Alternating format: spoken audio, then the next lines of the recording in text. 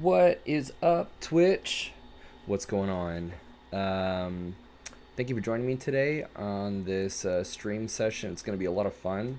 Super enjoying Halo, but first, if you're new to the channel, it's a pleasure to meet you. My name is Philip, and normally I stream Microsoft Flight Sim and X-Plane, kind of like flight simulator stuff. I'm a flight sim guy. I am a pilot in real life and an aviation educator and flight instructor, and so I try and bring that stuff to Twitch. But I really encourage you to tune in on Tuesdays, Wednesdays, and Thursday evenings at 8 p.m. Pacific time for some really cool and different, interesting educational streams. But I also really love streaming some video games, and lately I've been addicted to the Halo Master Chief collection. As somebody that get my cozies on, as somebody that played only Halo 3 as a kid, and growing up, let's see here. Ooh, voice message alone.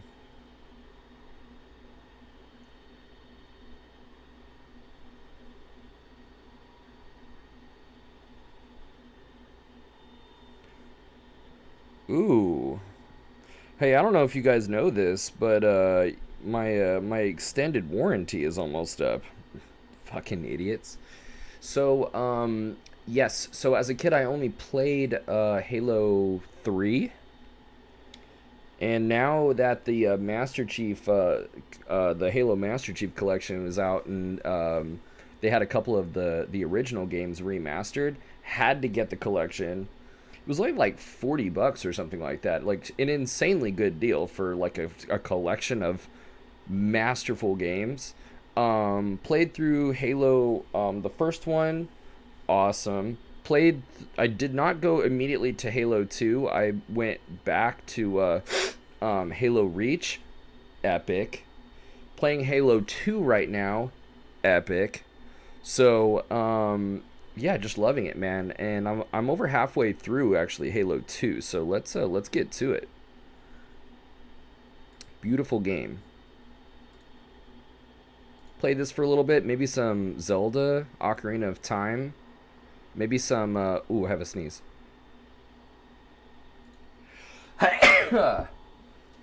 Excuse me.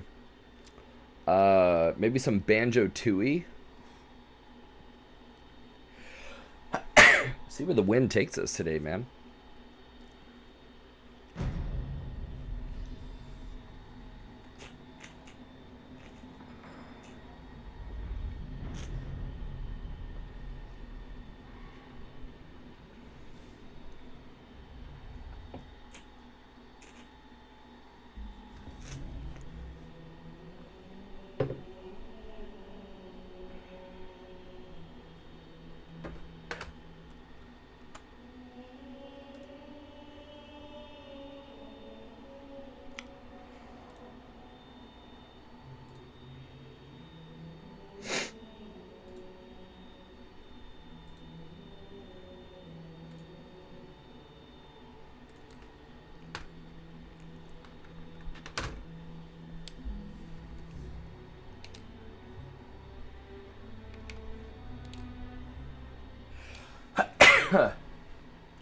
Halo's one of those games that when I first played it, I actually played through some of the campaign. Even Halo, the Halo 3 that I was originally acquainted with.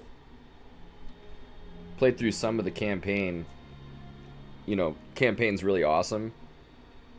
But mostly played the multiplayer aspect. And of course, multiplayer on Halo is the shit. So I'm really enjoying not doing that, and mostly going through all of actually exclusively going through the campaign for this whole series, and really from like start to finish, like what's going on. I do like that I decided to do Reach right after I finished Combat Evolved. I finished Combat Evolved and was like, dude, what the hell just happened? what led up to this point? Like, I have to know. I can't just keep going, you know?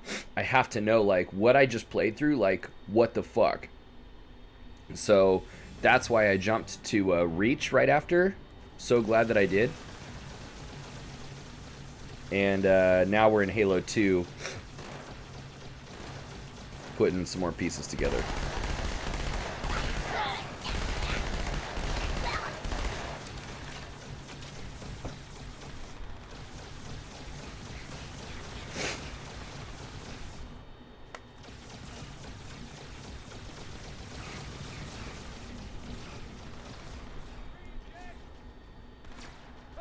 All right.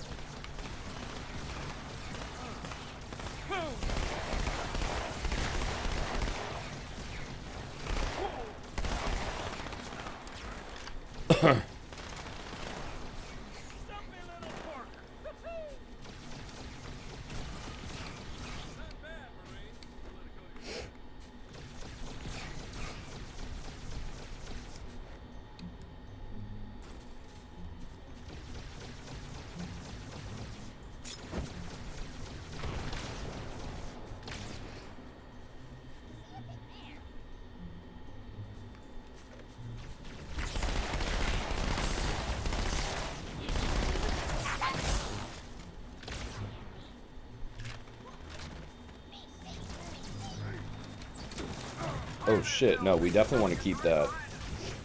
Never give up the grenade launcher, dude. Zach, what's up, dude? Happy Friday, bud.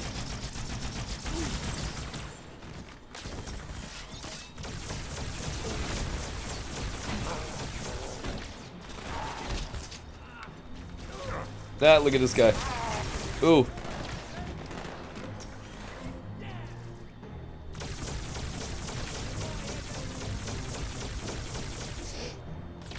What's going on, my man?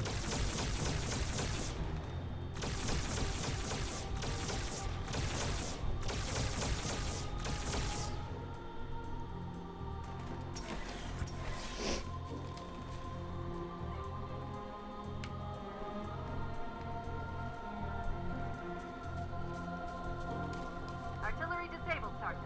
Landing zone secure for the moment. I hear you. Starting our approach. Hang tight. Yeah, just hanging out. Easier said than done. But you're working today, you said, right? I took the day off today. We had I only had one flight, and the airplane went down for the 100-hour. So I'm just like kicking it right now, man.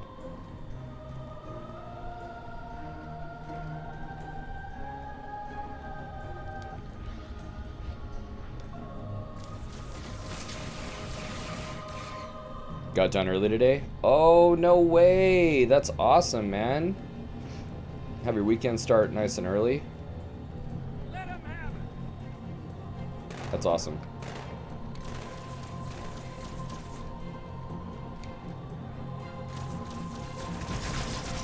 How'd your week end up like wrapping up, dude? Are you pretty like satisfied with the work, or did your week have some ups and downs?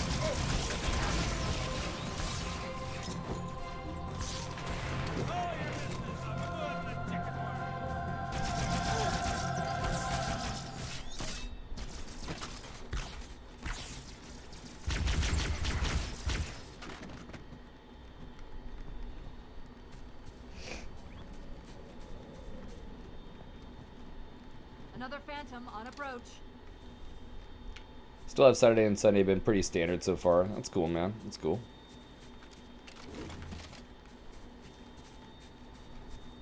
That's right. That's right. You have it till Saturday. Oh shit.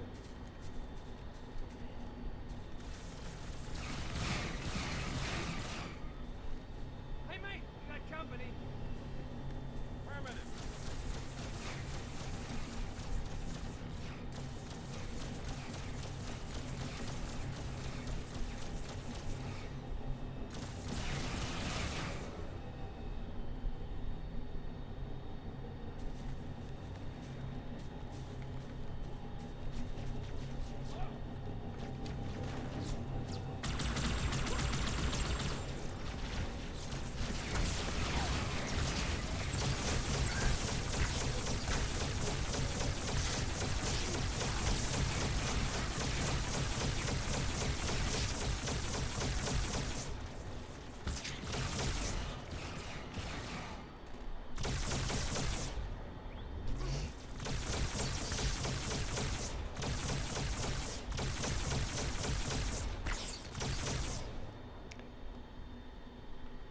That's cool, man. I'm wrapping up my week a little bit later tonight with some family time with Katie and the kids.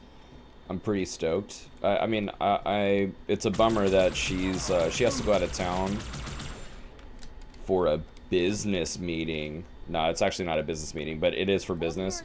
She's putting together this this like event. I'm like so proud of her, dude. She's putting together this. She and her director, they're putting together this like crazy marketing event for like the company, and like it's in Texas, and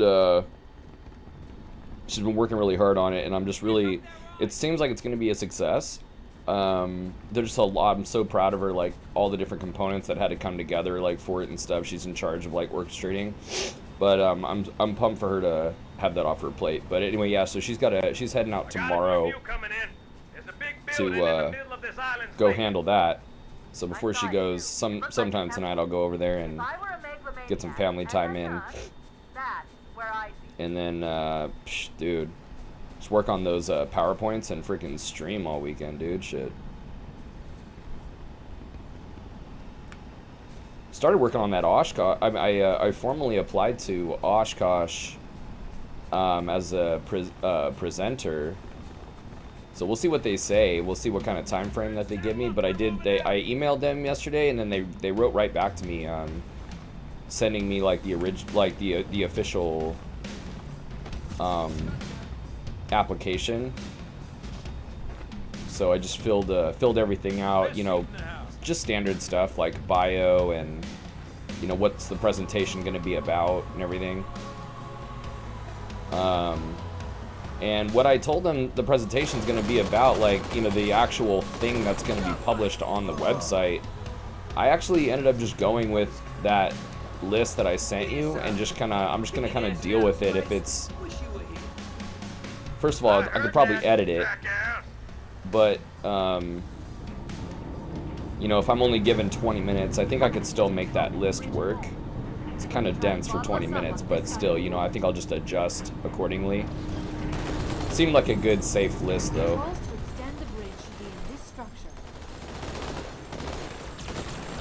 Watch out, Chief! Race on the far side! Roll over and play dead!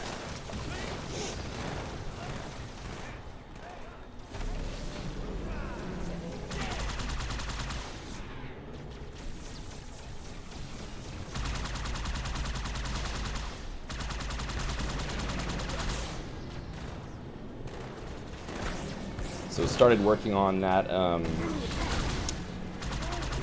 PowerPoint actually today, just to be able to stream some Halo with a clear conscience.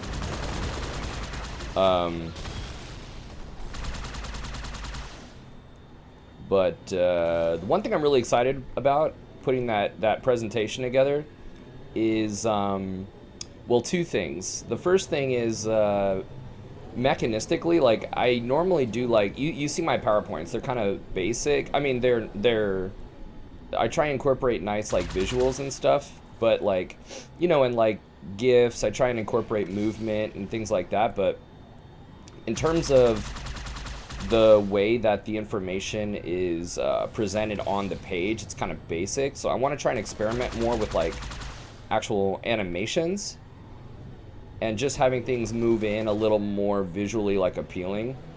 And then the second thing that I'm excited about is I'm kind of rolling around the idea of no speech. I kind of wanted to get your opinion on that. You know, like, none of these presentations that I give at, you know, there are things that I very, you know, like I'm talking about in ground school. Can we jump this, by the way? None of these things that I give are, like, formalized, like, speeches. Okay, we cannot jump that. They're all in bullet point form, and I just kind of speak to the bullet points and everything. And that kind of allows me to speak more impromptu and, like, from the heart, you know, like how and naturally, I guess. And so I was considering doing that as well for the Oshkosh speech or presentation, but, like, I just didn't want to drop the ball if I really should be putting together a written thing that I make sound like, you know, it's natural and impromptu. I don't know. Like, do you have thoughts on that?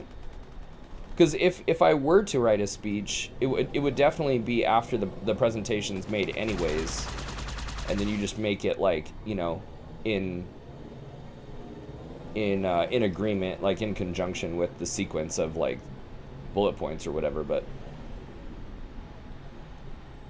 I don't know if you had like thoughts on that.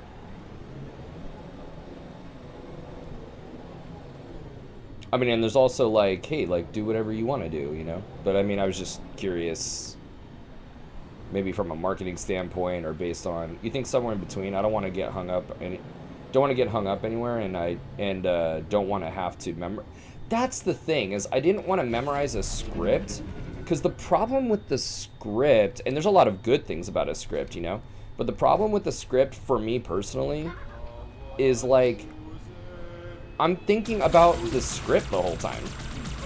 It makes it really hard to like kind of, you know, be in the moment kind of in a sense. Now the good part about a script is if you can get it memorized good enough. Bridge is down. Now about those brakes.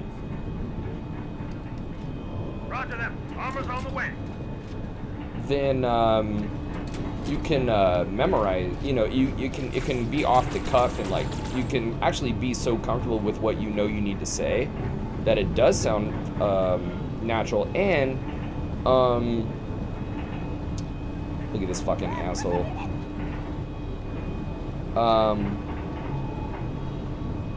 Totally lost my train of thought, but okay, no problem, buddy. We'll talk soon. I'll be here.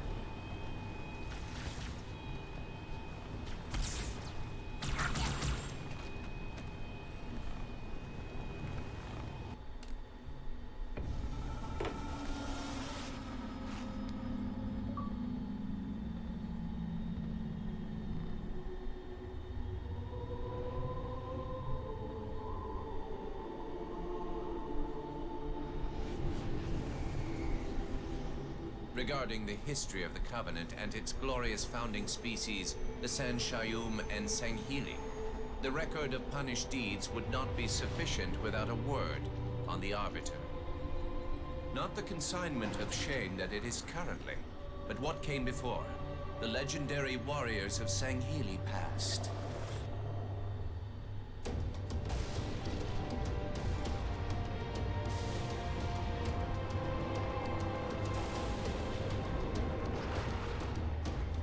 Long before the Covenant, the Sanghili ruled their world with pride and vigilance, surviving the perils of both land and sea. These were the arbiters of old, part king, part judge, warrior rulers, unlike any of which would follow. When we arrived on their frontier world of Olgathon, the cost of life was severe. Led by a mighty arbiter, the Sanghili resisted our entreatment with ruthless force, leading to decades of war.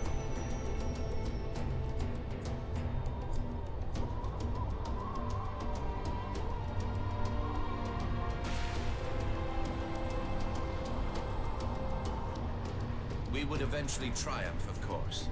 And when we did, we would not ignore the mantle of the Arbiter. Like all things, we would bend the Sanghili to our own ends. The Arbiters would become the very will of the Prophets.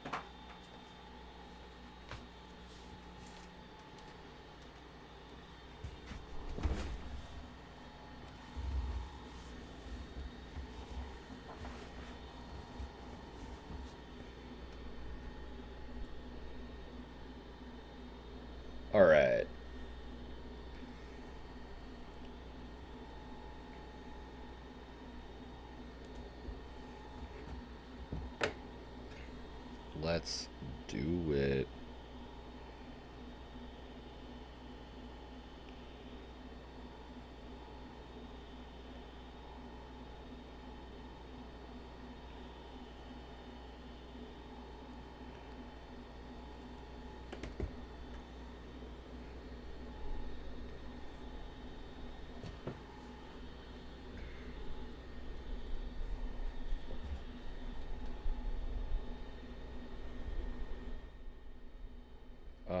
Test. All right, cool. All right.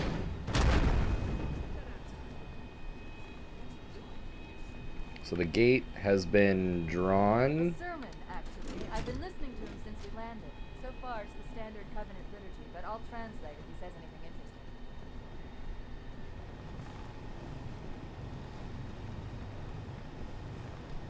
Hey, calamari! What the hell is this thing is like tripping, dude?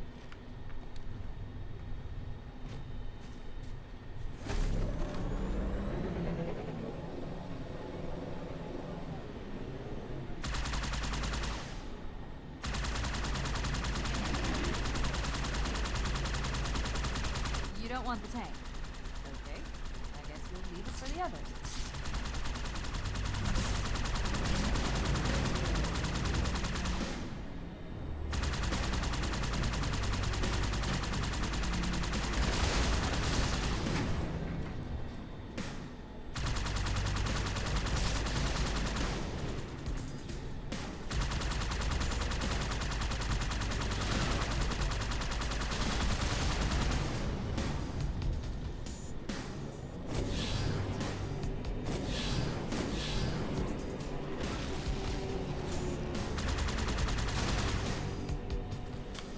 Whoa! Whoa!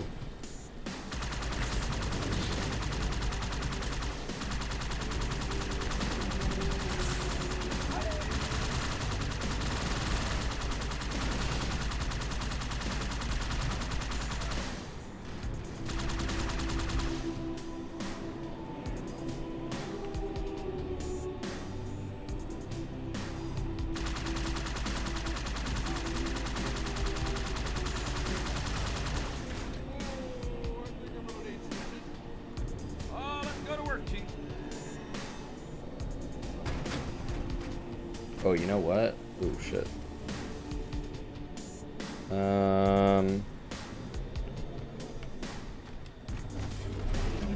don't know, 85 is pretty good. Let's do it.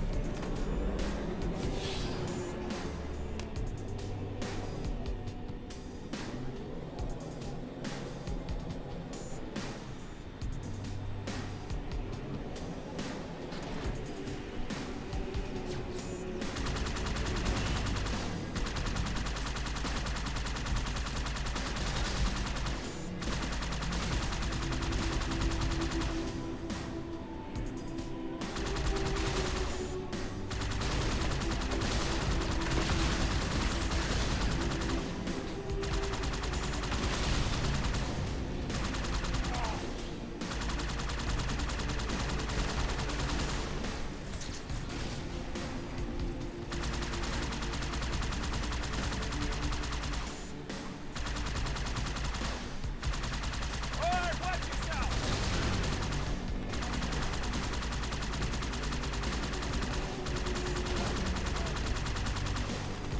Oh, everybody else, take off, huh?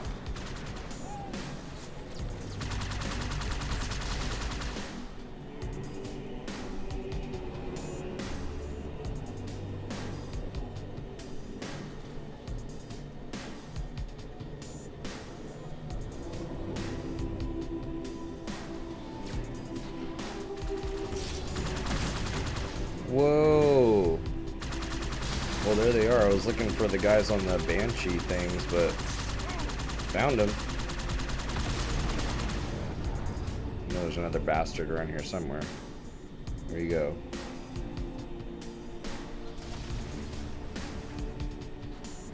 There he is.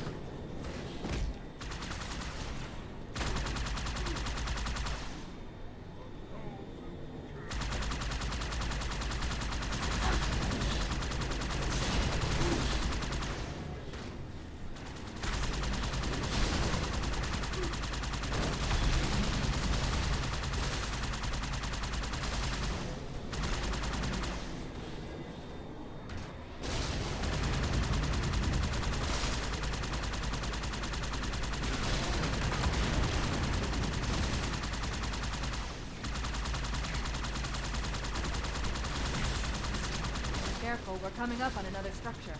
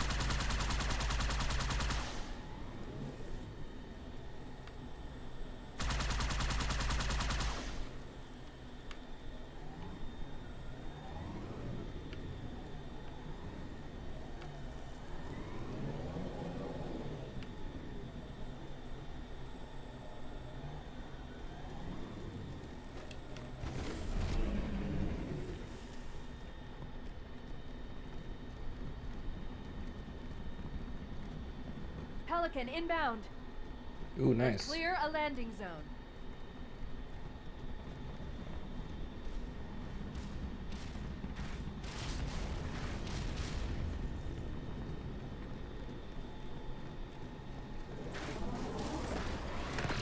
Whoa. The fuck?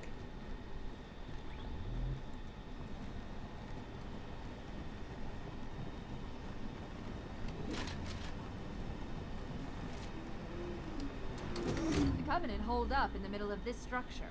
We need to clear them out. Dude, nice. Right. Push through the Covenant-held ruins. Okay, cool. So we just keep going. Hey, jackass. Come out and fight.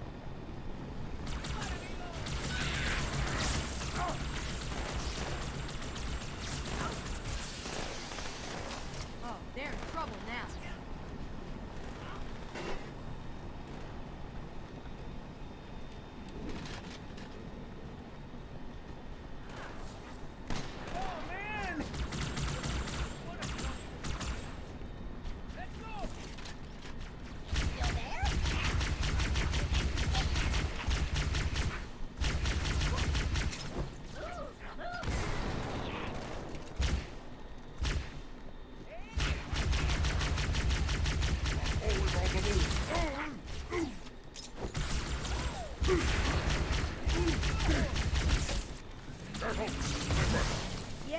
right? Use some help, all right? Relax. I'm here. Not a problem. Got another hostile.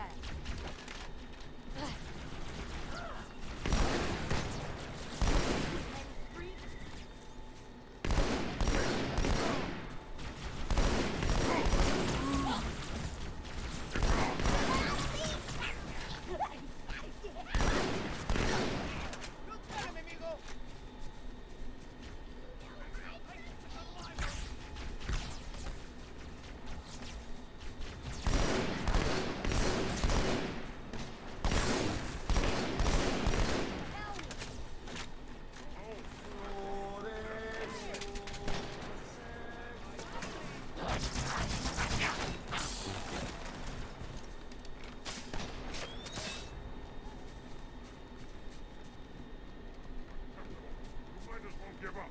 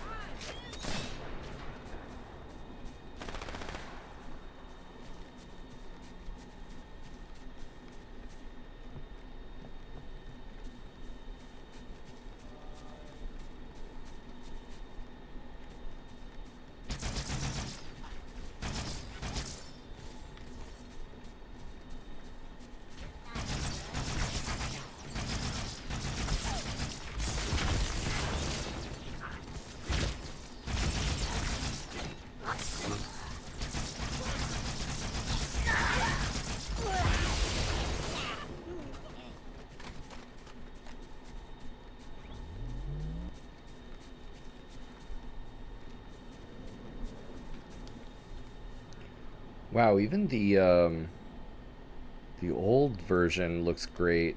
I mean, the textures look really nice. But dude, this new, they really went balls out with the new stuff. Get up there in the on the foliage. Okay, so we came from down there. Let's do it this way.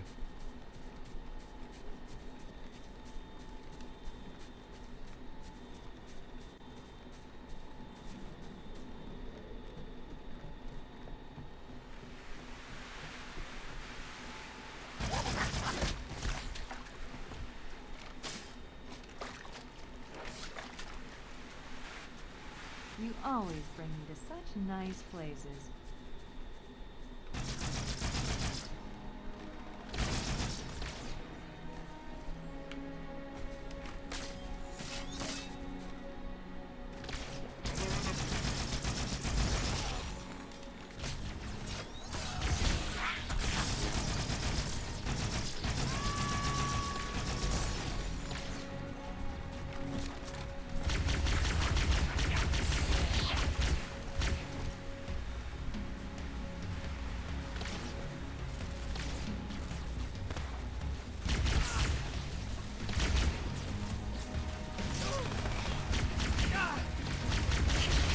Another kill for me! Yeah! Ow, sir!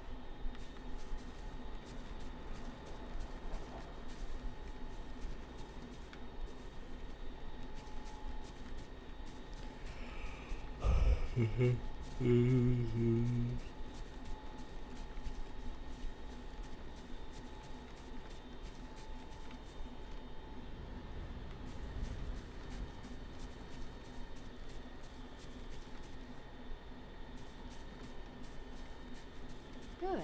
Still no word about In Amber Clad on the Covenant battle. Oh. It's odd. The Covenant know we made landfall, but they don't seem to consider us a very serious threat. Boy, are they in for a big surprise. Come on, mate. I'm just a human.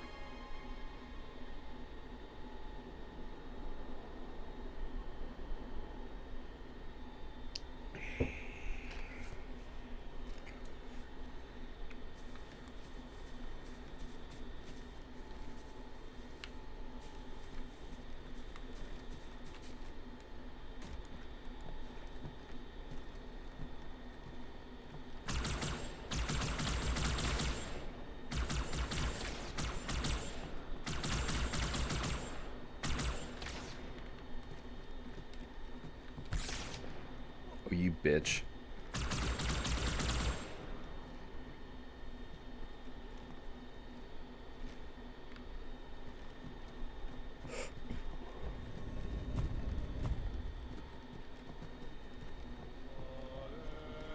Whoa. Watch yourself. Honor guards.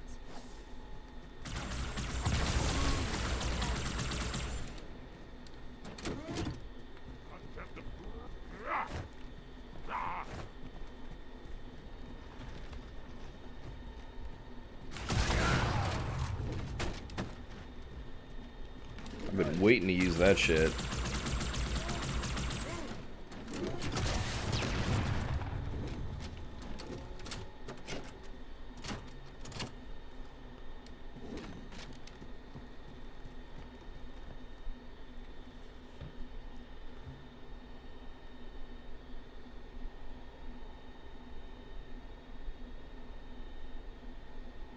Regret. Okay, cool. That's the name of the. What was it? The oracle or the prophet. Fucking asshole.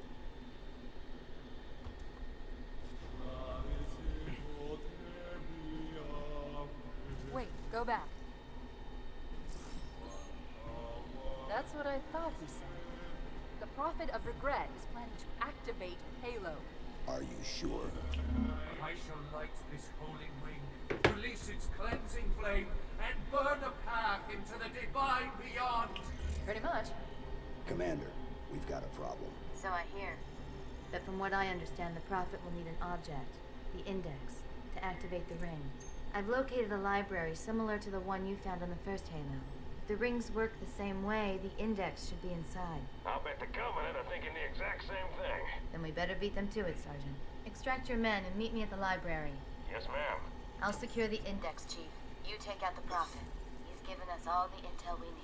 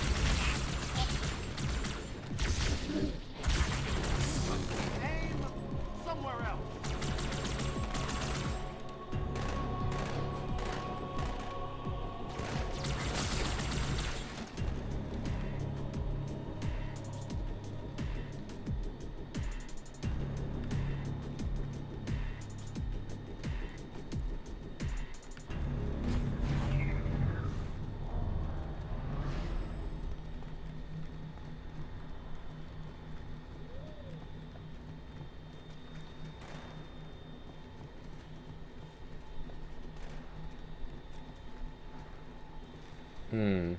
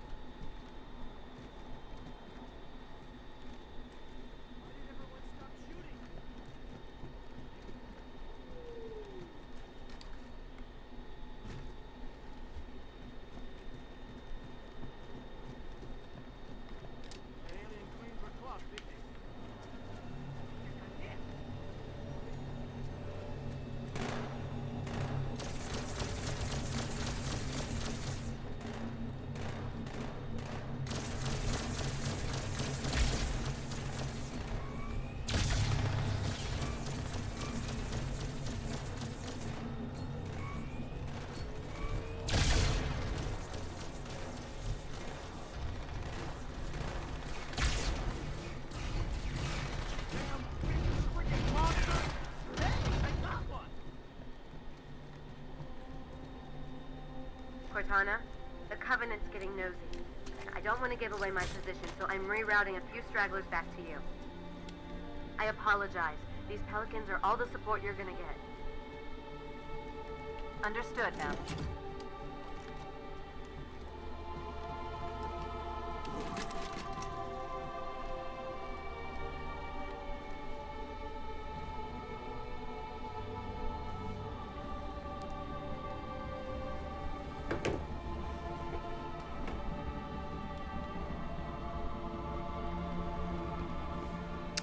All good, dude.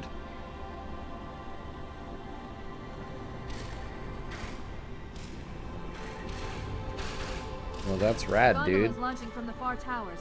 Big surprise. It's full of Covenant reinforcements.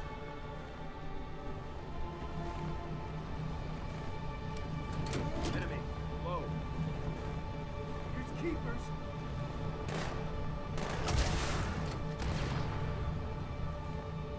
Is that it? Lost track of it. You mess with me, you mess with the chief. What side you on, soldier?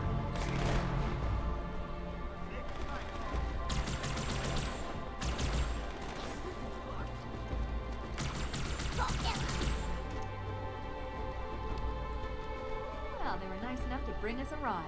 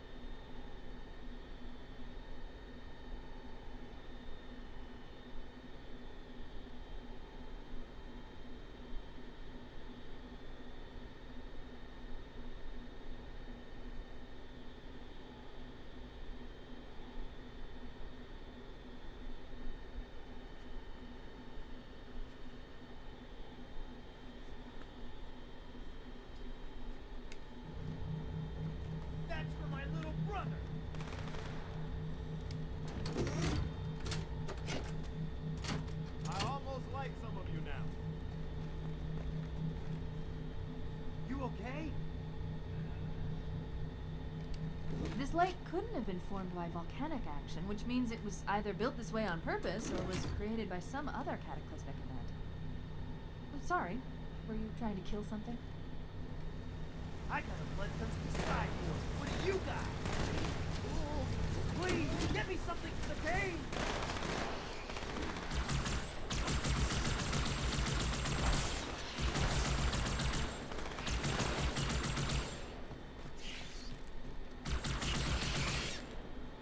Just because I'm scared doesn't mean I won't kill you.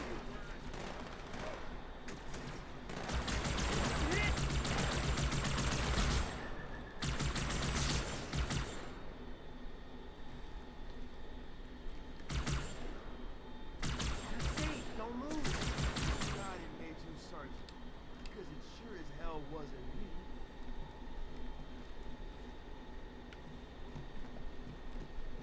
I was looking for a fight.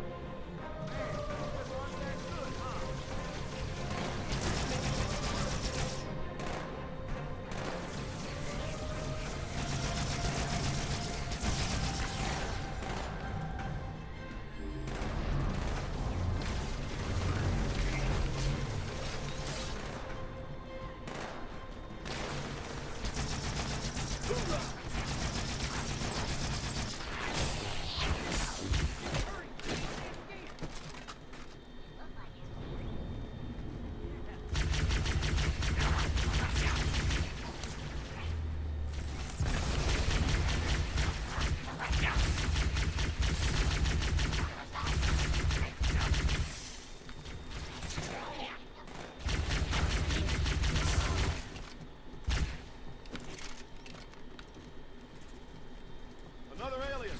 Over there!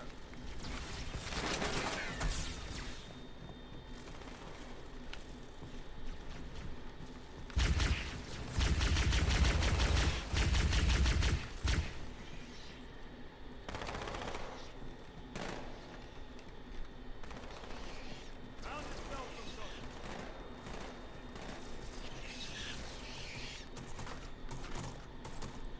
Ah, nice. Skipper, what's up, There's a dude? smart section that connects these towers to the outlying Oh, structures.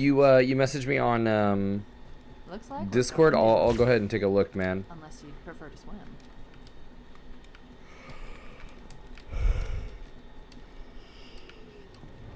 I'll look here when I can. Oshkosh, yes. Really, really excited about that. I'm really you got it, man. You got it. Thanks for the patience there. I am really excited about that, though, to have them get back to me and see what they say, whether they approve it or not, or I'm sure they will. They had before. I've never been, but they approved me, and I wasn't able to afford a ticket out there, so I couldn't go. But so I'm pretty sure they'll approve me, and I'm just really excited to get a time frame, you know, or like a speech time. Like, I don't know. Do you actually know? Like, have you been to an Osh before? Like, how long the presentations usually go for, if there is a average? Because I'm putting together the presentation, and I think it's going to be super dope. Like, I have the layout and everything. I wrote in my formal application today. But, you know, before I go really start going ham on the presentation, I need to know if is it like 20 minutes or like in 45 minutes or like what's up, you know? I also had the original recording of when the controllers at Osh started the procedure of landing multiple planes on a runway. Oh yeah, that's right. It's you DM'd me the scenery, I think. That's right. Regret's carrier to something called High Charity. It seems to be a formal apology to the prophets of truth and mercy. Apparently, Regret jumped the gun when he attacked Earth. He's asking the other prophets to forgive his premature arrival, arguing that no human presence was foretold. That explains why there were so few ships in his fleet. But it's odd a prophet would have such bad intel about his enemy's homeworld. Well, that's what happens when you're an asshole, man.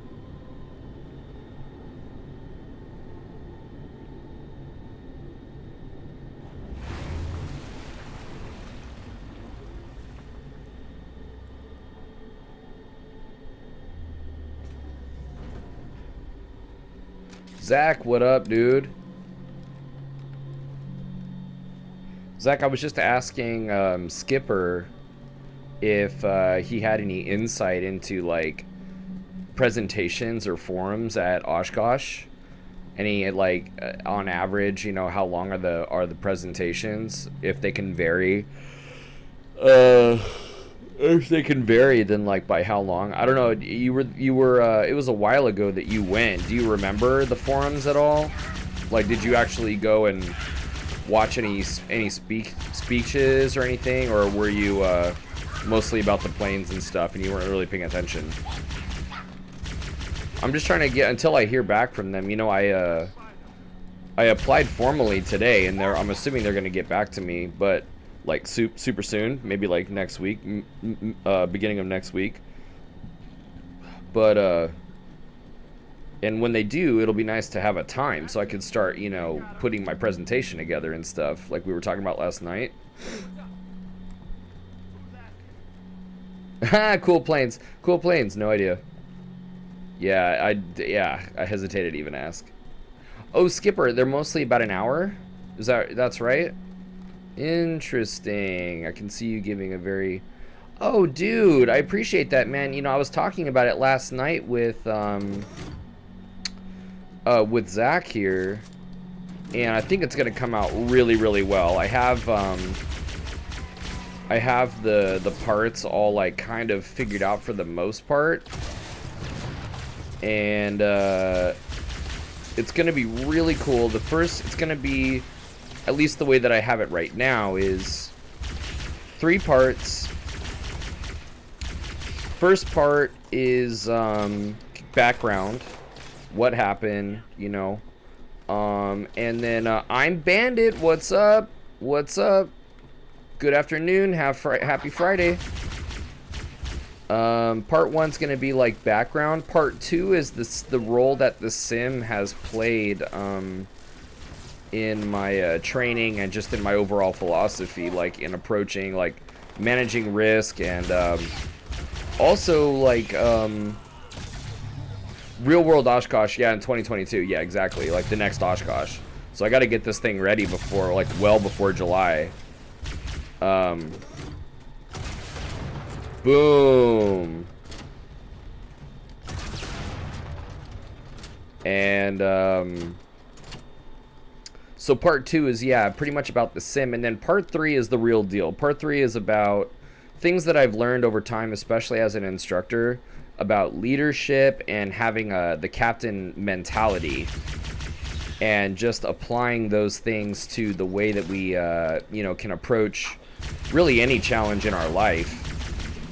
And it'll be sort of about the things that aviation has taught me about life. What sort of lessons I've learned that can be applicable to situations outside of the cockpit, as well as inside, obviously. But so I think it's going to be really, if I have an hour, we could definitely do that. And I'm going to like do a PowerPoint on it and like, you know, have it be, you know, using imagery and like, you know, GIFs and videos and images from like my real world flying, whether it's like single pilot IMC or like with students or something, or in the sim. I'll even use some of my my footage from like Twitch streaming and stuff. It's gonna be awesome. It's gonna be really, really awesome, dude. I think, especially that part 3 about leadership and just the, you know, how to actually, and the title of the presentation is how to fly with a clipped wing. That's like my, you know, my whole like bit is of, you know, clipped wing pilot. And the premise and the conclusion really is like, you know, we all have things in our life that kind of clip our wings sometimes, and they like prevent us from getting to where we want to go. And I think it's these things that I'm talking about are the tools of like how to fly with a clipped wing. You know, it's tools that we can all use to learn to fly despite the things that, you know, hold us down and you know, hold us back and stuff. And I think it's going to be really dope. Like, you know, I definitely have a very strong image in my mind of things of I want to talk about, and that's usually a good sign, you know, when you're creating something, even if it's something that isn't created like at all yet. Like, I just have brainstorming ideas, but you know, when I had to submit my application today, I had to tell them like what I'm going to talk about. So I submitted what I just said. And I just started listing the things that I have on my brainstorm page, you know, and I think it's going to be awesome, dude. I'm really confident in the concept.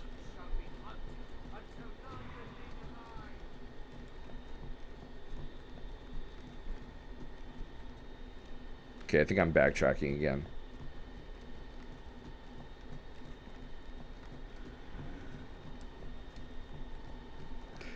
Skipper, sounds great. Be a showstopper. Dude, I appreciate it, man. I really, really do. I hope you're right, you know. I just hope that it reaches people. I hope that it you know, touches people. That's all I want. I want it to be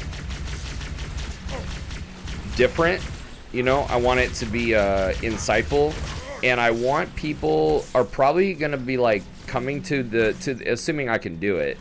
You know, people are going to be coming to it thinking like, okay, you know, it's going to be only about things that, you know, they can't relate to. Like, most people can't relate to, like, you know, going through a spinal cord injury or like, you know, having a paralyzed arm or whatever it is. But, you know, that's not what my speech is going to be about at all.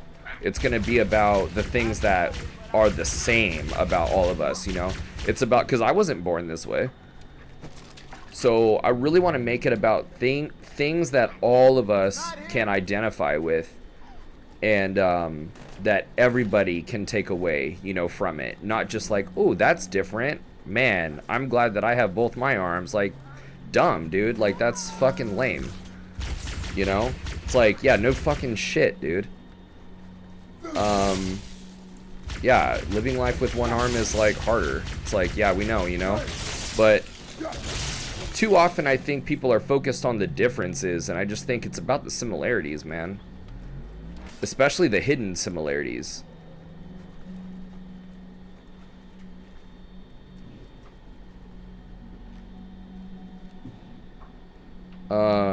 Yeah, I'm Bandit. I am putting together something I hope really nice for 2022, and then hopefully by then, you know, I'll be bigger on Twitch, and you know, I keep growing,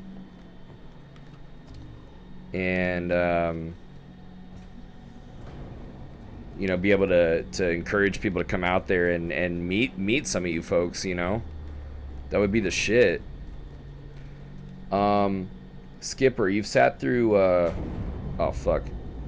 You've sat through, quite a few presentations. I'm so jealous that I've never been before actually to Osh, so. Just received a response from High That, Carrier. oh shit, we're underwater. Encrypted message from the Prophet of Truth. Listen to this.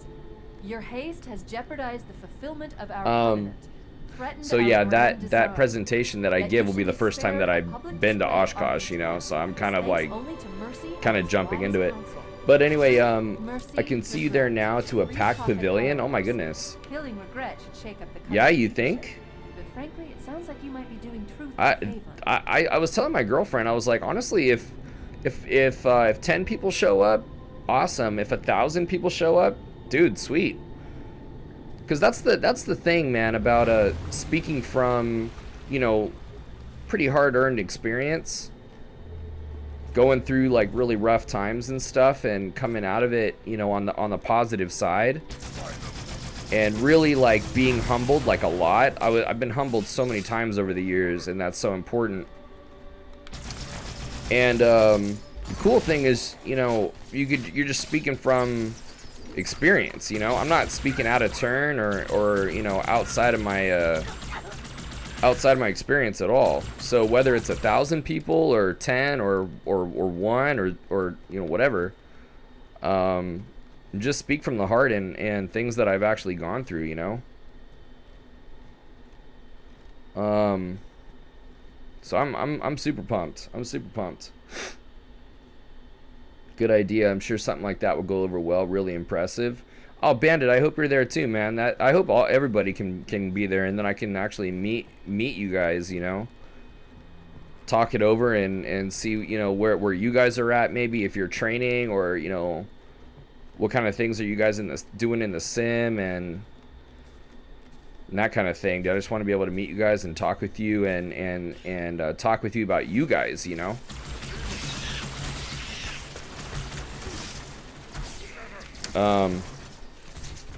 Skipper from sorry, I'm just trying to like read and also not die here.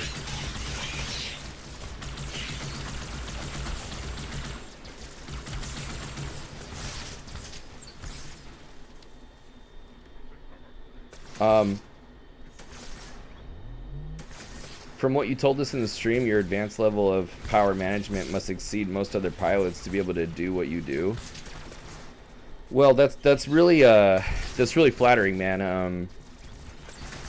And I do have to attribute those skills to extremely humbling experiences where, you know, it's gotten pretty gnarly sometimes, you know, like getting myself into bad situations, or, you know, getting behind the airplane pretty significantly, and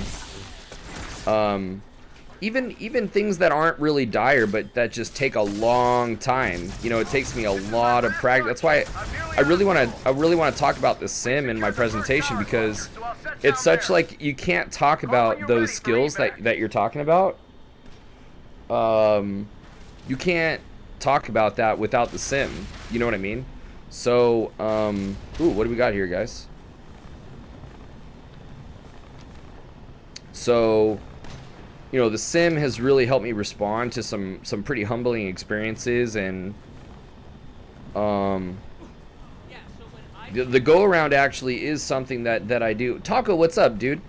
The go around is actually something that I do want to talk about, and that is one of the gnarlier, humbling situations that I got myself into. I got myself into a really bad situation once where I almost stalled it on a go around because you know, the nose wanted to pitch up. When I went to go give it full power with all that nose up trim and flaps and shit on approach, the full power made that nose go way up, you know what I mean? And so I'm sitting there like pushing on the yoke, right, to keep the nose down to fight the airplane, and it really wants to pitch up, especially the faster that you go, you're picking up speed, right?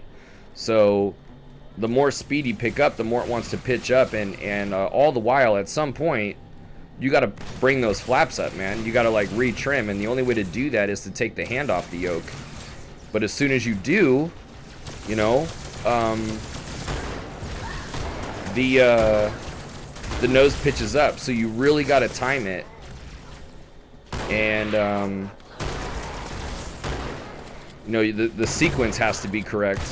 And then, assuming you walk away from that, you got to reflect on something like that, my man. Like, you got to be like, look at what the fuck happened there, dude. You don't just walk away from something like that and be like, I'm cool, I'm cool, I'm cool. You know, I did it right. I know what I'm doing. Fuck that, dude. Fuck that. That pride will kill you, dude. That pride will kill you next time. You should have been a goner that time. And it was only because you maintained composure that you didn't fucking fuck up. Exactly, macho. Fuck that, dude. Fuck that. It's all about reflecting and being like, what the fuck was that all about? Like, how did I get myself in that spot, man? And really thinking about, like, what were the sequence? And you're like, oh, dude, I can't do that, you know? And what I found out on my way down on the approach one-handed is the easier that I make my life on the approach, the harder I make my life on the go-around. So in other words, if I have the airplane trimmed and flaps and whatever for totally hands off, then you know, and full flaps and everything, it's totally easy. Then if I need to go around, you know, I'm super overloaded the instant that thrust kicks in, you know. But what I needed to do is much more difficult to deal with in your case. Exactly. So what I needed to do is find the middle ground. You need to find the middle ground. There's some sort of barrier. And I'll keep you posted. there goes Zach. Let's use some of the human guns. The middle ground is this. First of all, I use partial flaps from now on. Partial flaps on landing. I don't use full flaps at all. I don't teach full flaps, which to me, even from a student, like a two-handed student standpoint, is pretty nice because right up the ass, dude. Landing partial flaps means that you have to be more in tune with the power, and you can't just dump flaps 30 to clean up, you know, a mess, you know.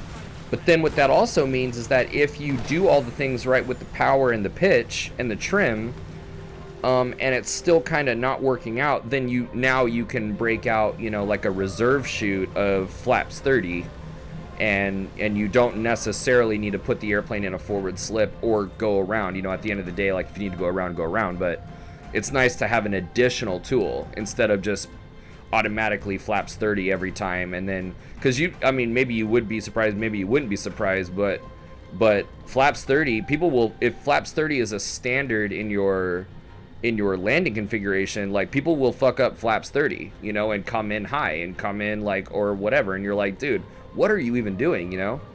They're not really thinking about the energy or feeling the energy of the airplane. And flaps 20 is enough flaps where they're effective, but you know, you're not, you know, they're not like barn doors, you know. And I'm gonna definitely get to the chat right now. I'm just trying not to die.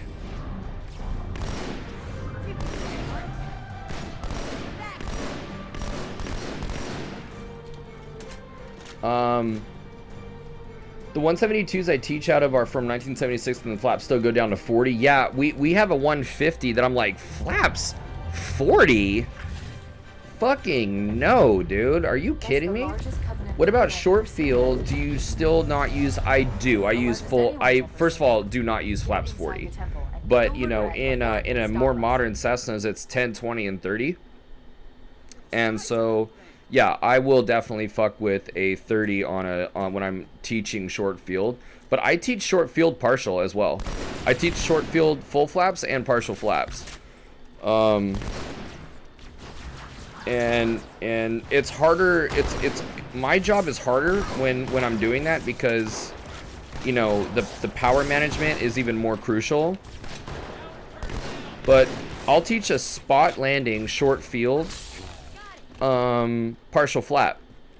And all you got to do is just nail that. It's the same exact thing. Come in steeper. And be on speed. Multiple waves of too many And the thing is you gotta just nail where you enter ground effect. Just nail ground effect. Because, you know, in my experience, in my limited experience, and I'm a relatively green CFI, you know, I have so much left to learn, and that's all good. That's part of the beauty of the whole thing is, you know, we all should be students for life. But one of the things that I learned is, like, well, obviously a good landing starts downwind and everything, and the whole way you set yourself up on base and final and everything, it's super important. But down in where the rubber meets the road, like literally, I've noticed that the difficulty with especially a short field landing is students don't know, because they're not in tune with the energy of the airplane, they're not entering ground effect correctly. You know, they're entering ground effect like late as fuck, or they're entering ground effect for their energy, they're entering it way too late. You know, if you're carrying a lot of energy, like if you're 5 or even, God help you, 10 or 15 knots above approach speed, you got to come into ground effect earlier, you know, and then level off sooner, let ground effect carry you further, and then end up where you want to be. But you would only know to do that if you're really truly in touch with the energy of that airplane. So, you know, partial flaps or full flaps or whatever, just knowing how to get into ground effect and managing the energy that you have, I think, is the real secret, no matter what flap configuration you're doing. And you can nail a spot landing and partial flaps no problem.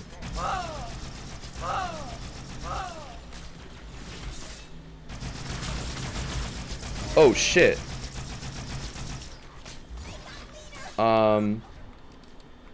Only sometimes. I think it's a personal preference. Yeah. Now, what you want to be careful about is when you go for a check ride, and Bandit can back me up on this too, I'm sure. When you send a student for a check ride, you do want to know how to do the procedure exactly how the POH says to do it, because you will run into those examiners that are like, you'll ask them, right, and you'll be like, well, when I do my short field or even my regular landings, like, you know, I like to do them partial flap, and then I reserve the full flap, you know, is that okay with you?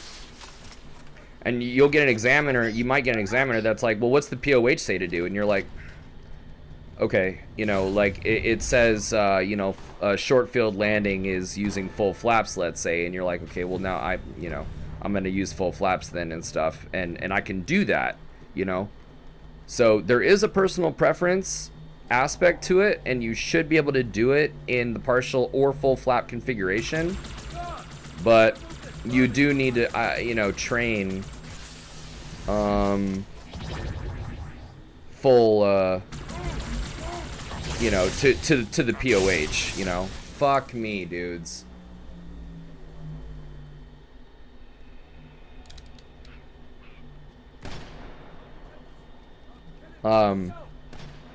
Yeah, I'm Bandit. The clip, it's all about the approach. Yeah, absolutely. It's about the approach, and the adage is that a good landing starts downwind, you know. It's making sure that you got that power and pitch correct. Katie's in the house. What's going on, cute stuff? One more for me. That, for those of you, that is not a regular viewer. That's obviously my girlfriend. I'm not talking to a viewer like that.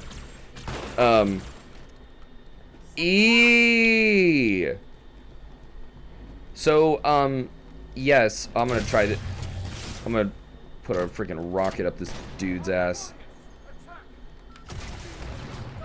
So this guy, like, can't be killed right now, so I'm not gonna waste that rocket. So yeah, it is all about the, so it is all about the approach, though, you know, and like how you get yourself as perfectly as possible on that approach, and really be smooth on that power management, you know. And you know, Bandit, back me up on this too. I'm sure in your experience, like, it's also about taking care of problems early. And I think that's definitely a life lesson too, like, you know, brought to you courtesy of aviation, is like, take care of problems early. You know, don't be looking for problems, but, you know, be on the lookout when they find you. Like, take care of that shit. Don't be waiting for them to be worse before you're like, ooh, I should have been doing something about that. I better start now. It's like, no, like, let's take care of it when the problem's not as big, you know? Let's take care of that shit, you know?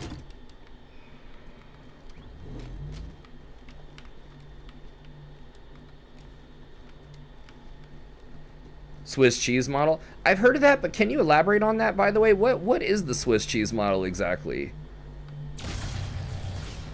I've heard of that. Planning versus reacting. Yeah, that's absolutely it. That's exactly it. And I think it's what you're getting at, Skipper, is being proactive. You know, let's be proactive. Let's not turn a blind eye to clearly, like, some problems here. Like, you know, we're 15 knots faster than we want to be. We are 300 feet higher. Like, why didn't we take care of this on base, you know? You saw that you were high on base, and yet, you know, you were like, I think it'll work out. It's like, no, how? It will, what will work out and how? Like, wishful thinking is, you know, it's every accident, you know, you guys hear about the accident chain. It's like every fatal accident started way sooner on some string of things that added up to a fatal accident, or whatever, an accident, whether it was fatal or not, you know. And a lot of the time, I think that it comes down to just not doing something like that. We totally do recognize something needs to be done, but we either don't know how to do it, or we freeze up, or we're in denial about it because it's like too scary, and it's just no way to do it. And then by the time that it gets so bad that we're like, look, I got to do something about this, it's like it's been too late, you know. There's that phrase that's too little too late. One mistake doesn't lead to an accident. It takes multiple small issues. Swiss cheese model is the accident chain. Oh shit. Okay, well there you go, you know. That's funny. That's super funny. By the way, what the fuck do I do about this asshole right here? I keep, like, sending rockets in this guy's face, and he's, like, still around here. Look at this shit.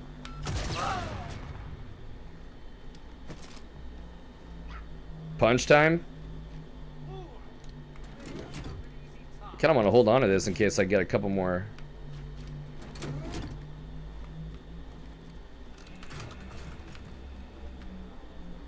Let's do it.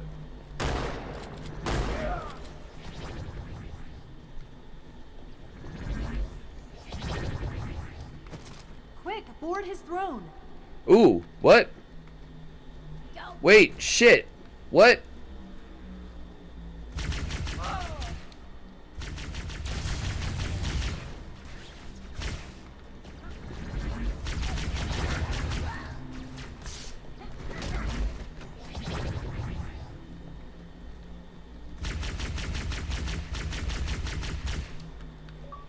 Oh, Zach, punch time.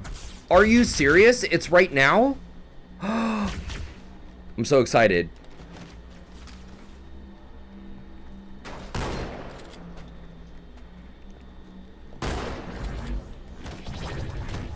Oh, come here, you little bitch.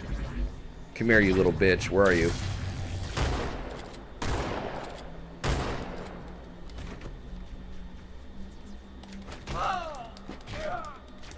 Oh my god, this is awesome.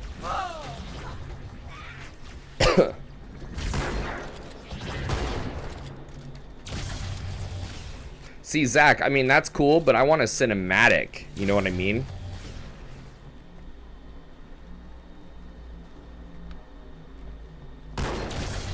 Oh, shit.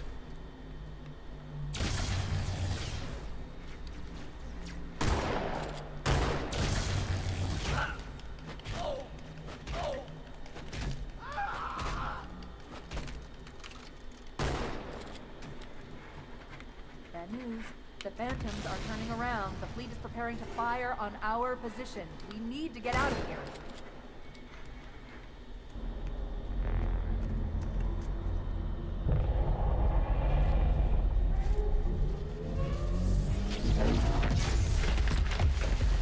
Yeah, but I do want to thank you guys for the encouragement about the Oshkosh presentation, man. I'm super stoked. I'm super pumped.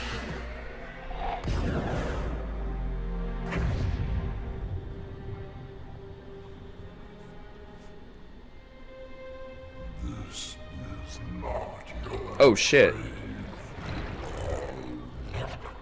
It's Cthulhu. welcome in it.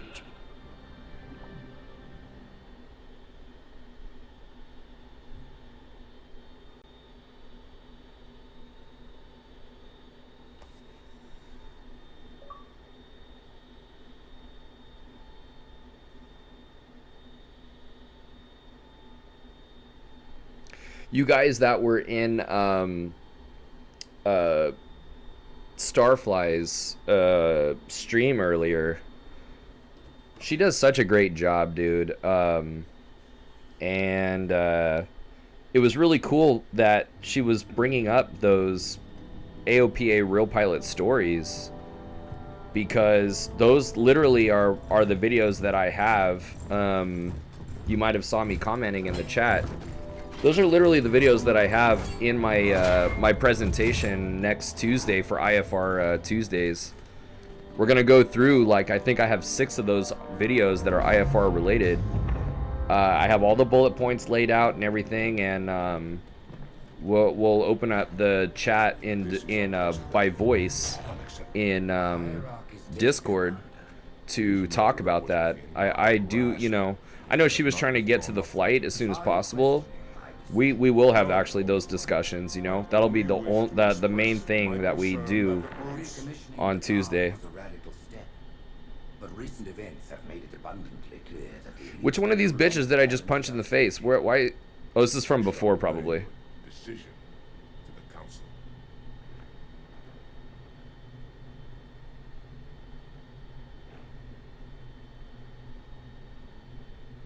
politics, how tiresome.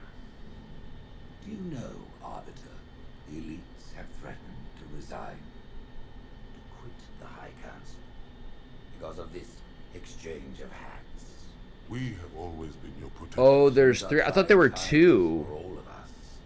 Even as the humans' annihilation filled us with satisfaction, the loss of one of the sacred rings racked our hearts with grief.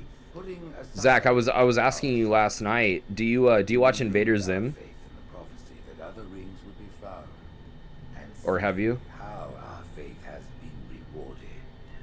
Halo, this divine wind will rush through the stars, propelling all who are worthy along the path to salvation.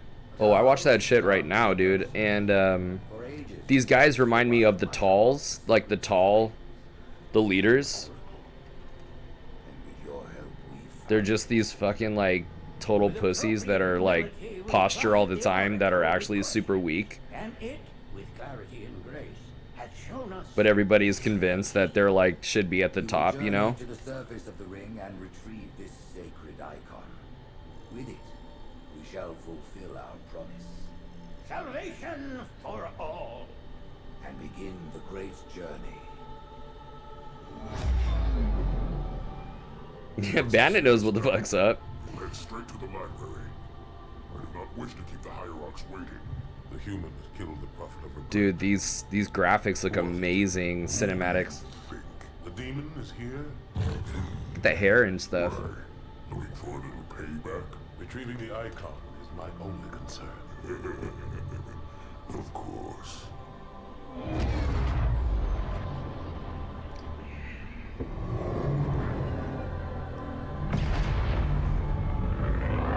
Bandit, what do you think is the most challenging ground topic to teach to the private pilot, and what's the most challenging flying technique?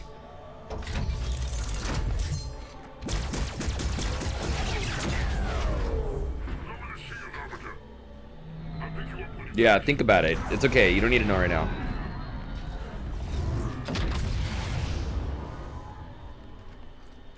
There are definitely, there's no right answer. There's like, it's all challenging, and at any time you could fuck up any of those and make the rest of the training difficult. So there is no real right answer. I was curious in your own like kind of personal opinion. Everybody says obviously like landing is hard to teach, you know. I find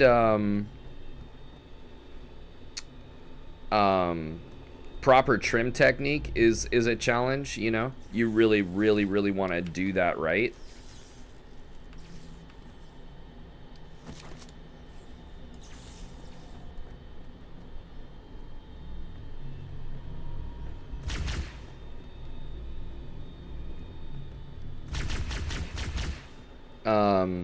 Ground wise, I know oh, that's a good question. Such an instructor to ask like a clarifying question on an ambiguous one. Difficult for you to explain, because everybody is going to be different in terms of what's difficult for them to understand. Definitely, with certainty, most students might have, on average, have a more difficult time learning X, Y, you know, or, you know, this or that more than other subjects. But the reality is, different people, you know, they take to different things differently. But for you personally, the different way to approach the same question would be maybe like, what are some subjects that you know that you could use some work on when it comes to teaching, and maybe even your own understanding of it, you know.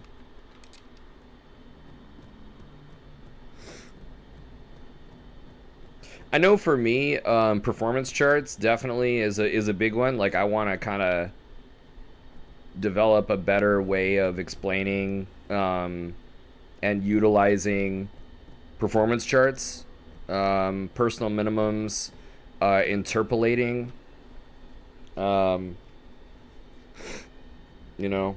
I mean, they are to a degree straightforward, but yeah, I mean, I don't know. Like, that's just one thing that I think of.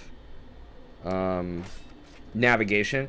In what regard? Like, from a VOR navlog standpoint, or are you talking like radio navigation, you know, techniques, or, you know, teaching good pilotage, or what? Maybe multitasking with the navlog and fuel, taking care, or keeping track of fuel or something, or where the fuck am I going, dude?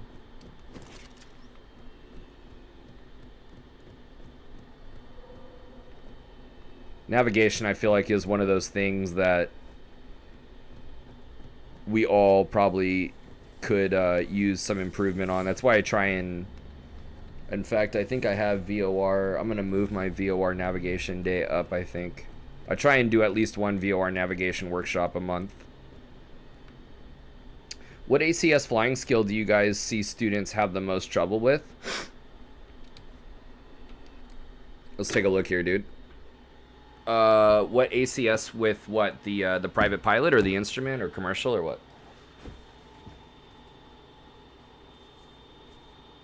Oh, what ACS flying skill? So for the private, I think steep turns is definitely one of them, I would say.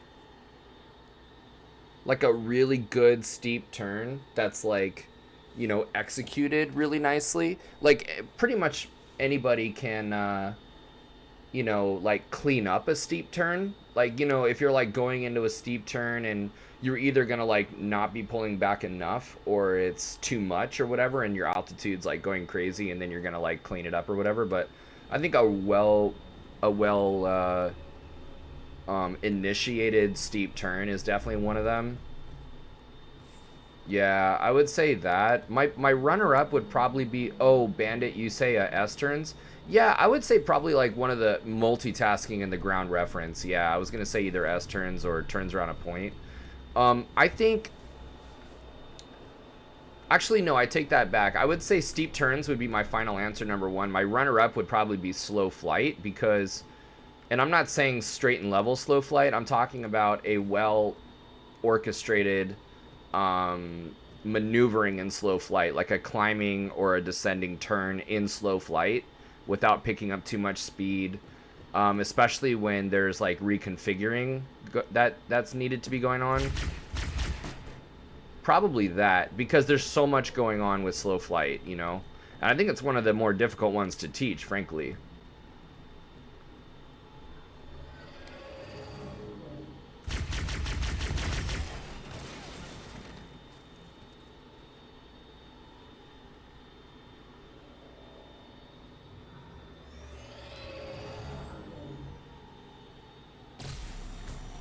Like, pretty much, like, straight and level slow flight, you know, is cool.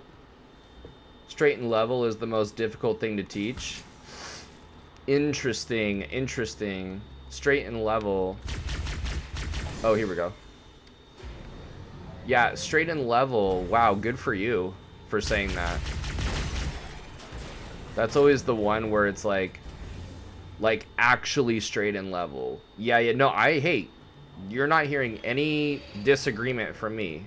You're not hearing any disagreement from me. Like, first of all, I think it's really gnarly, you know, that you would admit that. That's always like, of course I can fly straight. Who can't fly straight and level? And it's like, they don't understand, like, what's going on. I think,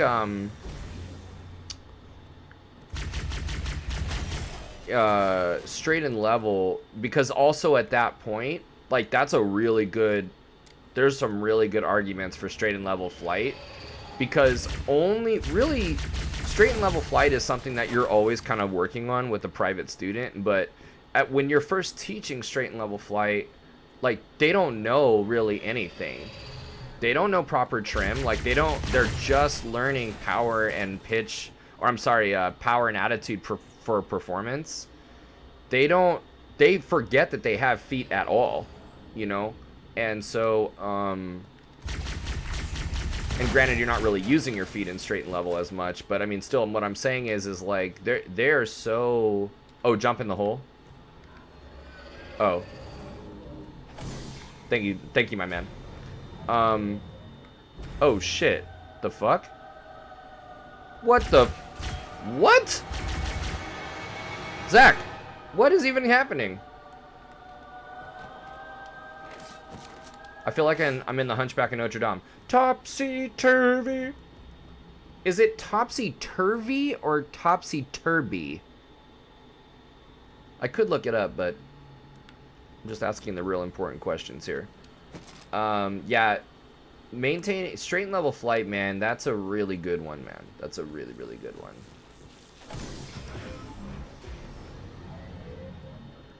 Turvy? Cool, man. Now you know. I always thought it was Turvy. Yeah, you got it, dude. You got it.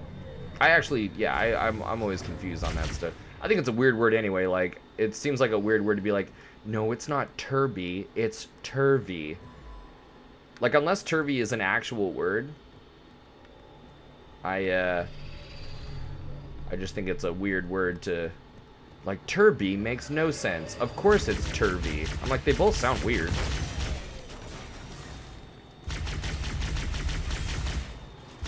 What's turvy mean? Topsy-turvy. Yeah, what does is turvy even really like an actual word, or is it more of a phrase that necessarily accompanies topsy? And topsy-turvy we just understand colloquially to mean like fucking weird upside down stuff. Zach's totally looking. What did he just say, by the way? Exactly as I was saying that. Bandit 2, of course. The instant that I said that, Zach, you pressed enter. Yeah, that's what I'm saying, Taco. That sounds like some fucking 1700s or 1800s shit, dude. Topsy-turvy. With the fucking handlebar mustaches and their hats. Like a cane, even though they don't need one. And they have like tuberculosis or something.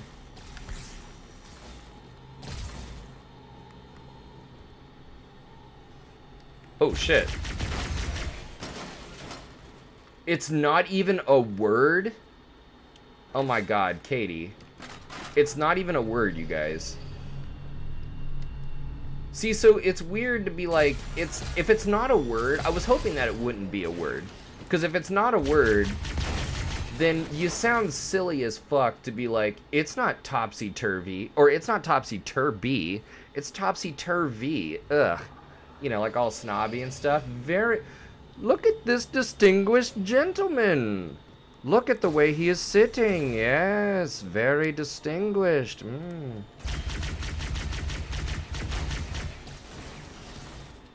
16th century Old English is the culprit? Ugh. Fucking sounds like it, dude. Nasty. Imagine living back then.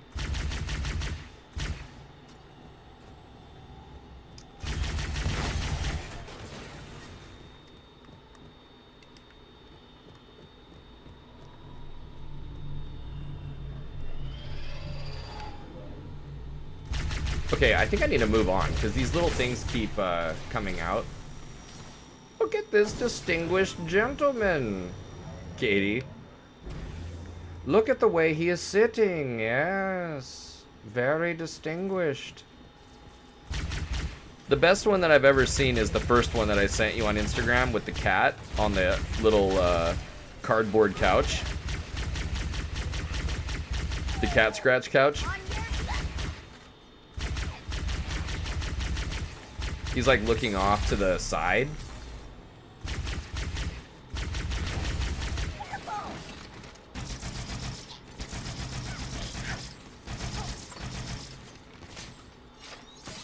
Of course I get you, boo.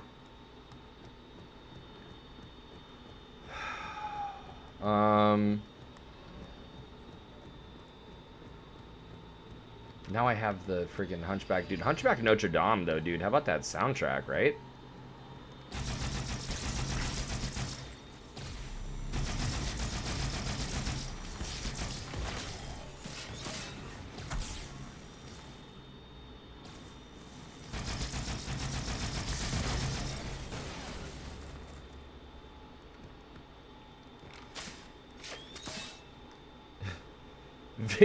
Victor Hugo slaps for sure.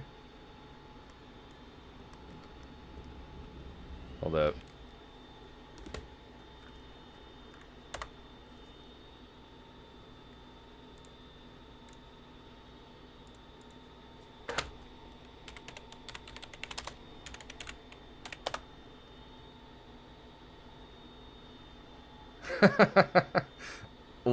Are you talking about Victor Hugo? Oh. Les Mis. Oh, no shit. Oh, dang. Oh, he wrote Hunchback too? No way. Oh, damn.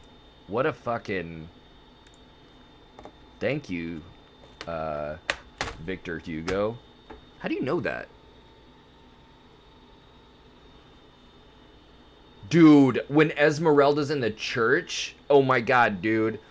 Well, is that Hellfire? Hellfire, dark fire. Now, Gypsy, it's your turn. Choose me or your fire. Be mine or you will burn. Like, you're fucking psycho, dude. What do you mean, be mine or you will burn? 24601, everybody, where, dude, we just went to like a cool place, you guys. We went to a cool place that Katie does not mind right now. Yeah, Bandit. That one, dude, was like, what? Ugh, dude. Jean Valjean, dude. Hell yeah. You know, really quick, Bandit. You know the song that fucking gets me right here, dude? Is, oh my god. The, Made of Stone. In the I don't know if it was in the movie, like the Disney movie, but it's in the production. It's in like the live production. Do you know it? Do you know Made of Stone? Dude, I mean, even just the oh dude, I would YouTube it. But dude, even just like the Bells of Notre Dame, like the opening song, it's just all fucking the shit. It's all the shit. Is that Alan Menken, I believe, that does the score for Hunchback, I believe? Dude, you know what, Zach? Not really. Not really. But I'll say right now that I love, not being a theater nerd, dude, I love me some theater, dude, and I love me a musical, absolutely. Like, I'm not a musical guy, like, I don't know, dude, there are some musical people out there, and I know that. I'm definitely aware, like, that could put me to shame, you know? I would not advise having me on your bar trivia team about musicals, but, absolutely, dude. And matter of fact, one of the first conversations that Katie and I had when we met were we connected on a Sweeney Todd, actually. One of the best movies I've ever seen, dude, and like one of the coolest stories ever. I still have yet to go see that, but yeah, Sweeney Todd, dude. Yeah,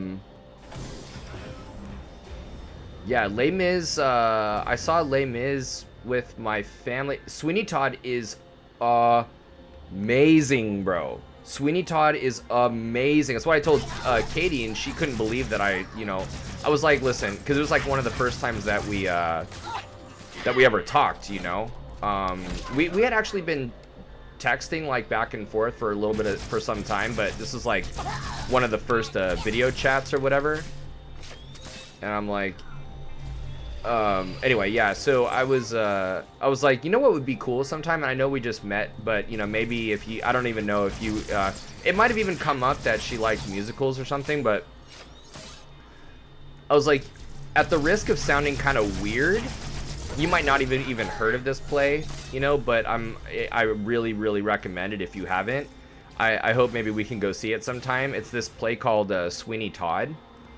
And it's kind of weird to describe, and she was just like, before I could even like really get enough out, she was like, shut up, you know? She was like, are you serious? Like, I fucking love Sweeney Todd, you know? And I was like, you do? Because I was like nervous even bringing it up because of obvious fucking reasons, if you know what it's about. And I was like, I'm not a psycho, by the way. I know that if you're not a psycho, you shouldn't need to say that. So it's super suspicious, but I just wanted to say that I'm not a psycho. But Sweeney Todd is the bomb. And it ended up working out really well.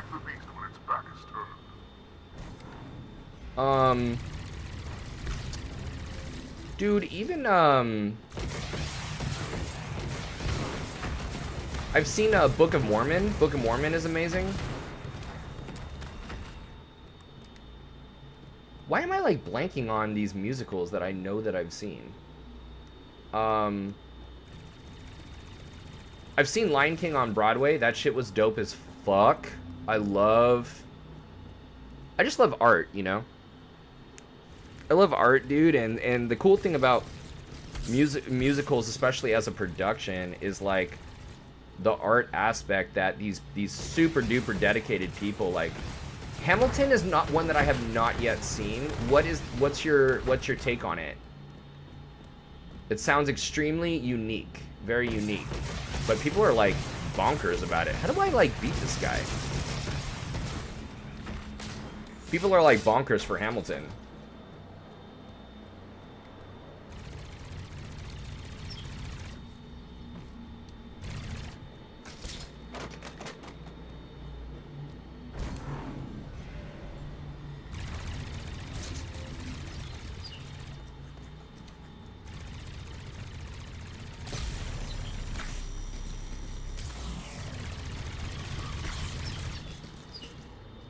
You thought it was good? That's cool, man.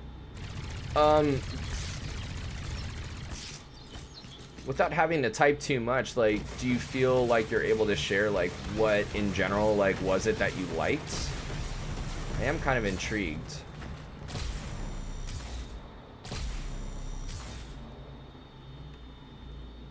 Some real bangers. Oh, dude, that's fucking always cool.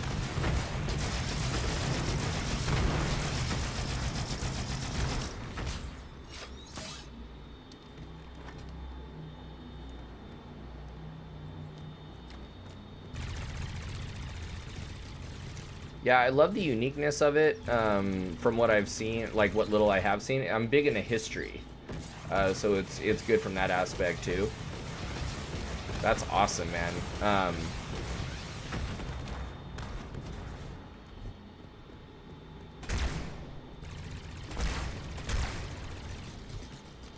Yeah, it seems like a really cool, like, creative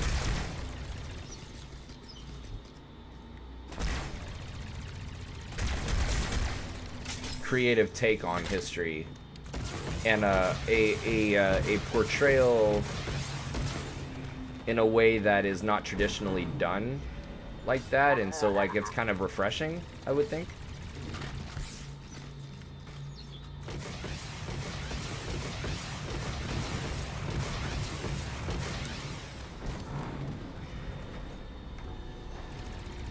Release the power source. Now, find a way to remove it from its cradle.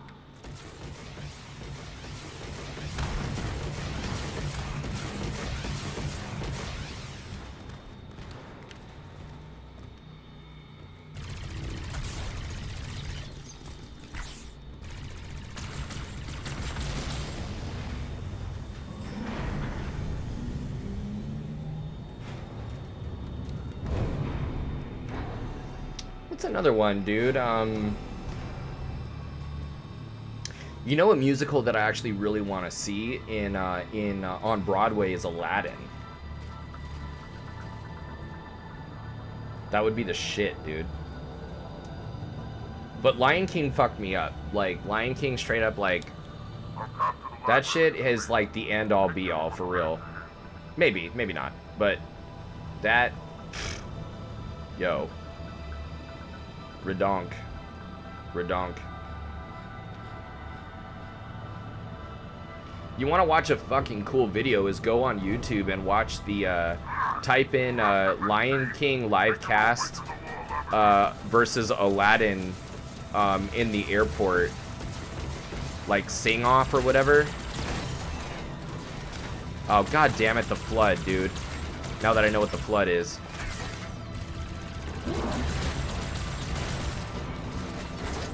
Lion King cast in the airport against like a sing off against Aladdin cast. That's what murdering it looks like, dude. Phantom, Katie, Phantom. There you go. Yeah. Phantom. Phantom of the Opera. Now, why Phantom? I don't think you've actually told me specifically. Phantom number 1, why?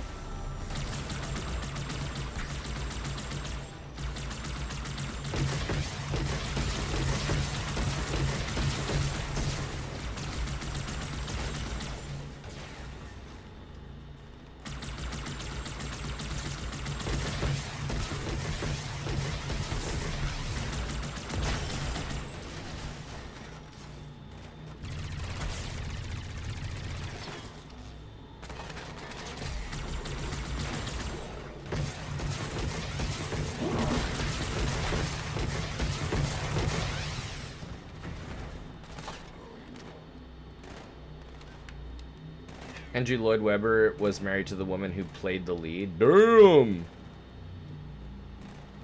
Did he marry her after, or he just hooked his wife up with the part? Or did he, like, she was casted and then he saw her and he was just like, OMG.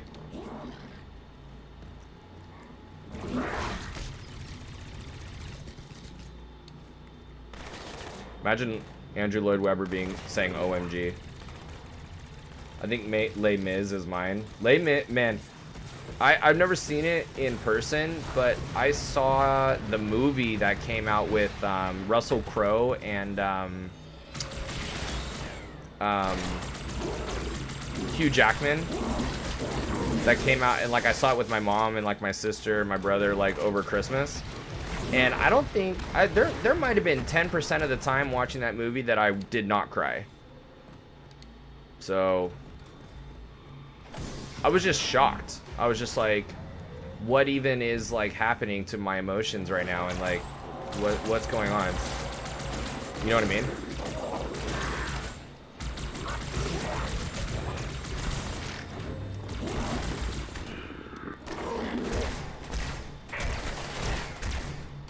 These things like do not give a fuck, do they? I saw it in Paris. Oh my god. Zach. What are you talking about? Are you serious? You saw it in France, in Paris. Dude.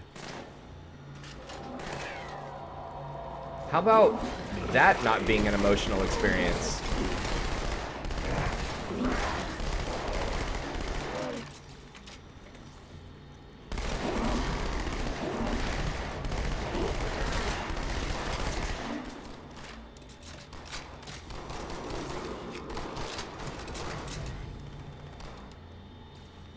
Yeah, that's incredible, buddy.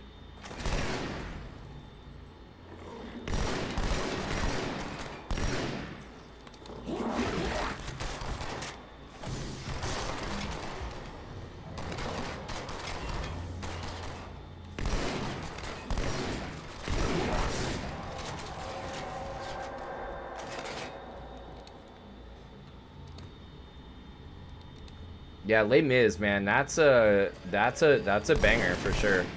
As a whole, you know, crazy video. What the fuck, dude?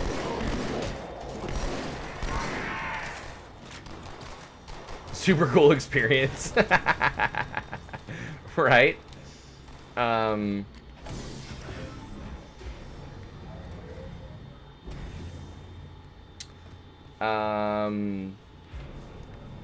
Oh shit, what was I gonna say?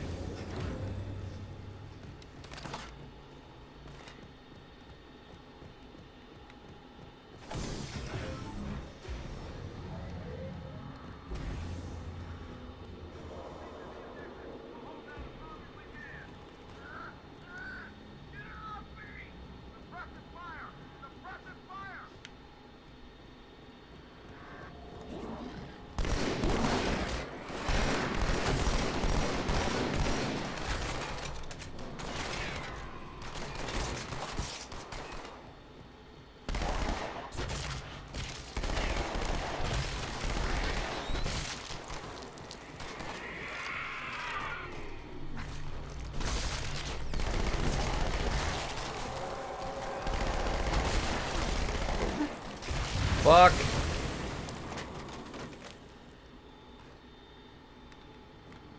I'm just trying to like move forward, dude. This flood is like too gnarly. Oh shit. Nah.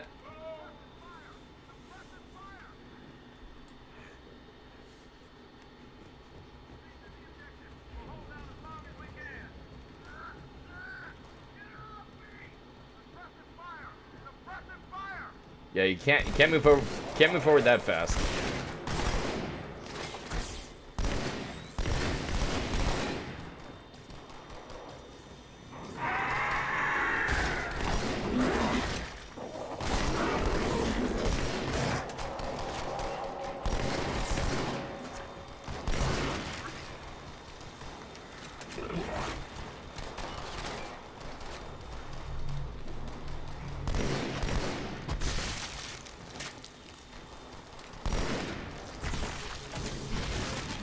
Fucking motherfuckers, dude. God.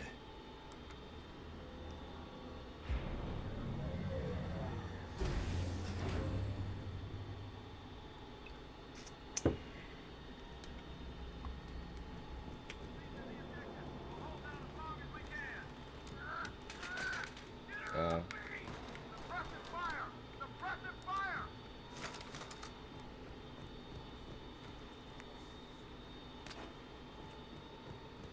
How about Wicked, dude? What? Everybody like shit their pants about Wicked. Gotta be something to that. They do not give a shit about this gun, man.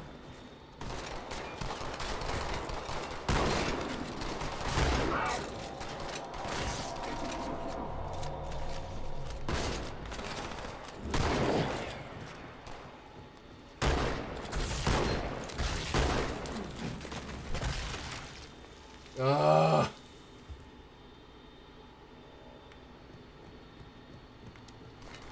I'm thinking this, definitely. Wicked twice.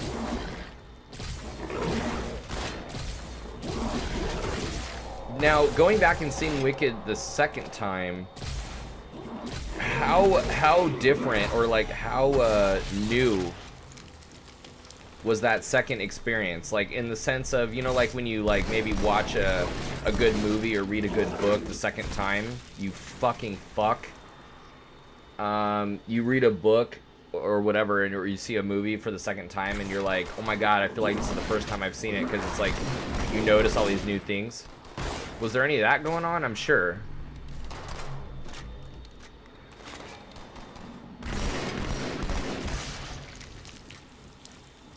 Or was it like just basically exactly you got it all the first time and shit.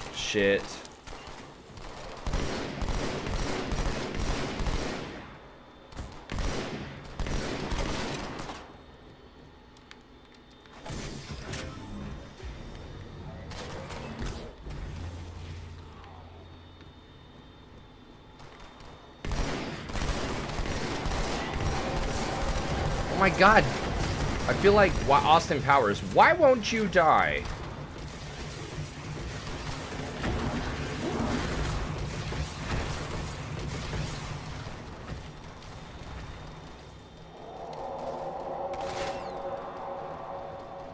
This shit is weak. Like, they don't give a fuck about, like, most of these guns, dude.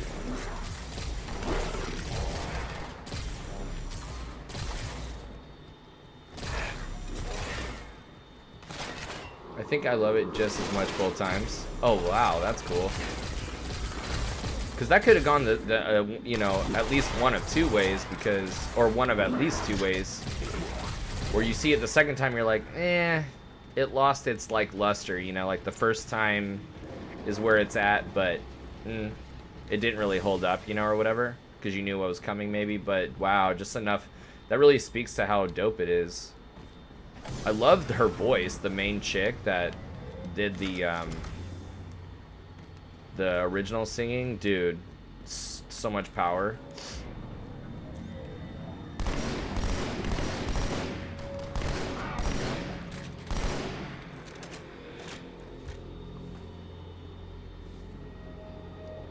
Taking me in February? To go see Wicked?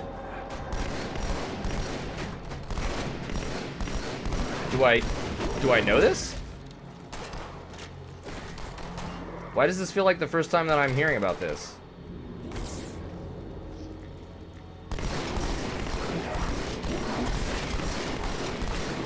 Oh my god, I hate that they don't care about this gun, dude.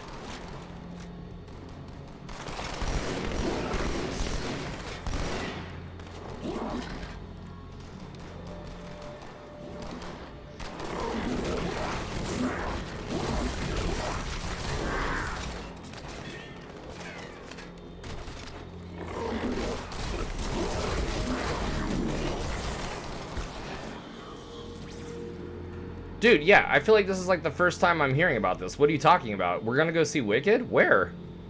I'm super pumped. What do you mean? Like we have tickets or something? Or it's like the idea is awesome, which it is.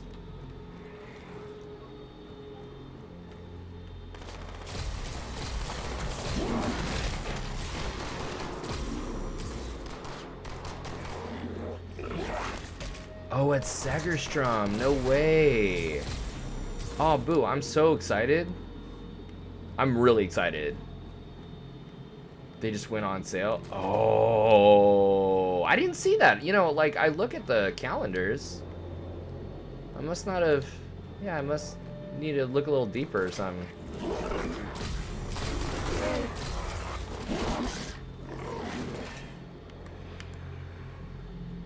Am I going the right way? Fuck.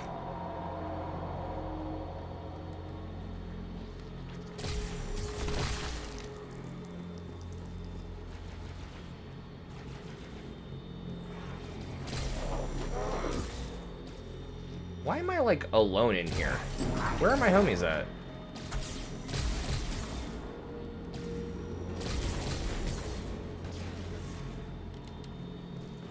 Wait. Do not advance.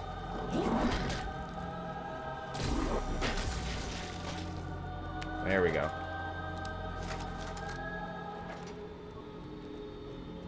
Dude, February, huh? I'm down. I'm super down. Negative, ma'am. They are not Covenant. Cover that doorway.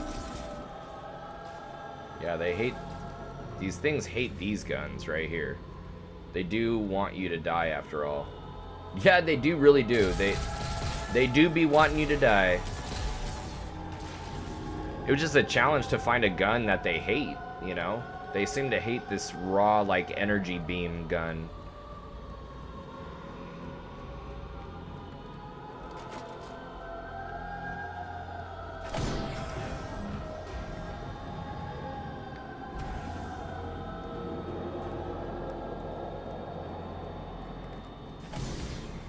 Damn, how deep are we fucking going in this shit, dude?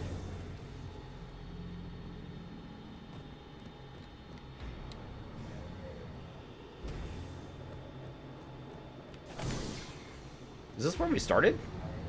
I don't think so.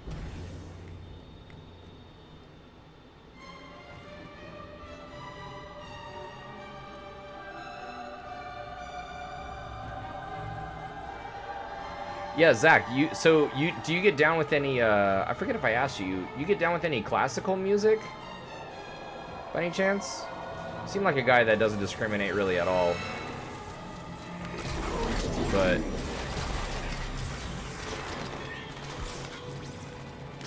I love me some classical orchestral music.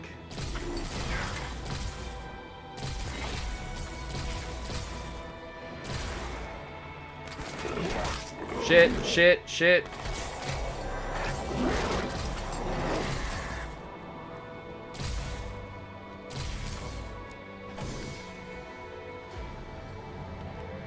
You dig some Vorak? Can't say I've heard that actually. What is that like? Who's that? Is that piano or what kind of stuff?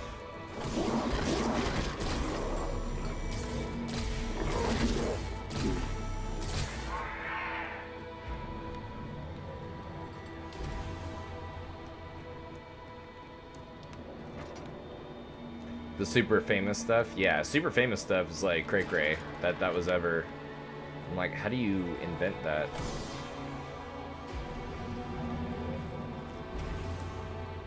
These little sons of bitches. He wrote orchestral stuff, Symphony Number 9. Damn.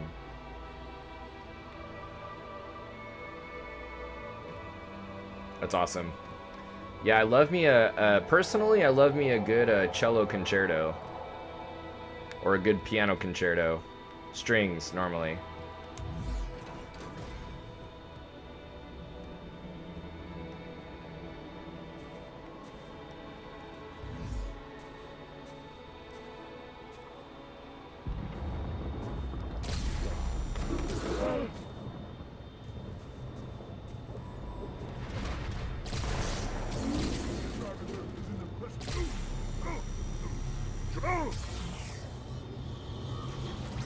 Oh, that's my buddy, dude. Shit, my bad. I'm like beaming the shit out of him.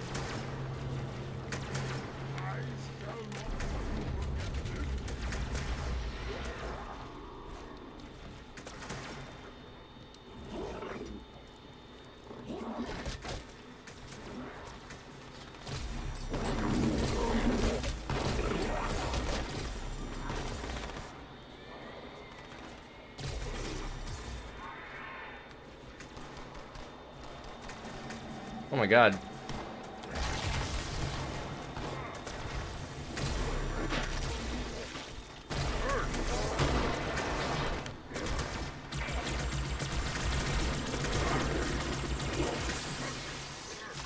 Forgot who it is, but there's one called the Salud d'Amour that I get.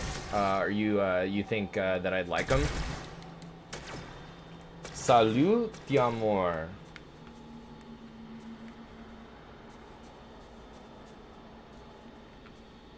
That sounds dope. That sounds French as balls.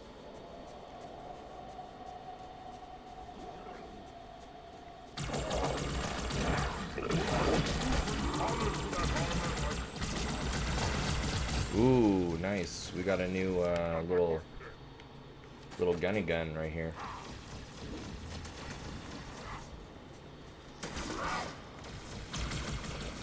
There's a really cool pianist that you've probably heard of. Camille Saint-Saëns. He has some of the prettiest. I think the famous album is or the famous like collection is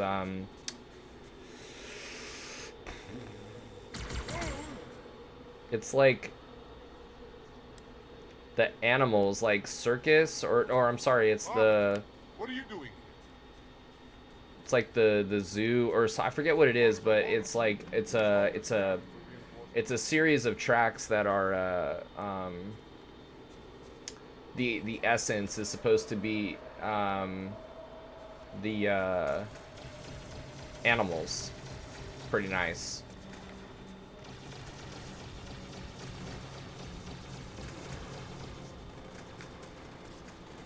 The lion, I think the swan,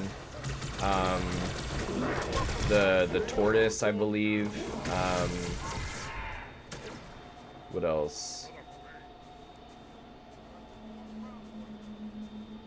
It's really nice. There's like fish swimming. One where it's like, oh yeah, totally.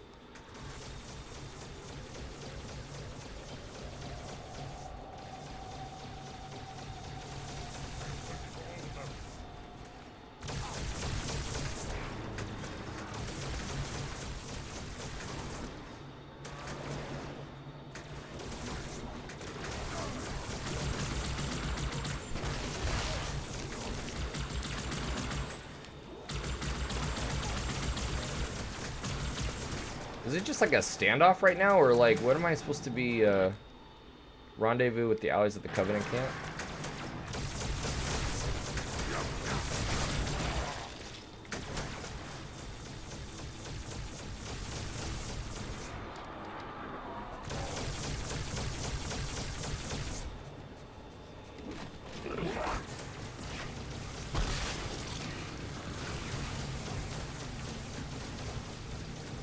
Oh shit, I think I have to go this way.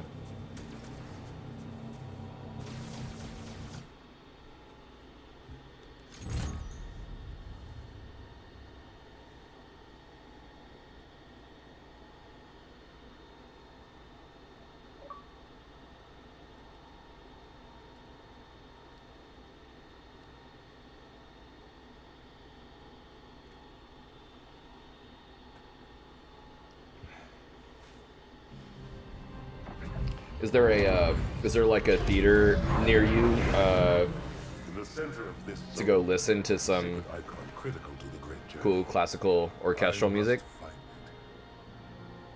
it. We shall cut into the heart of this infestation, retrieve the icon, and burn any flood that stand in our way. The parasite is not to be trifled with.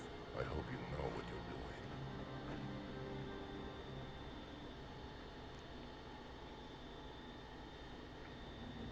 Forward, warriors. Okay, Fear not cool. pain or death. Go, officer. I'll follow when our reinforcements arrive.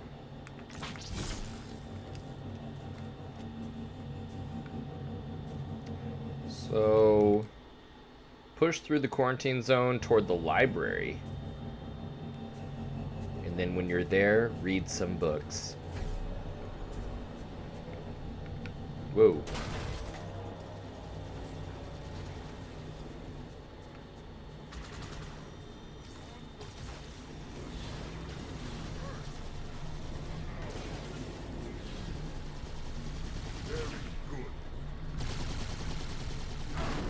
There's a cool theater in the ski resort here. They had a Yo-Yo Ma come in. Well, no way.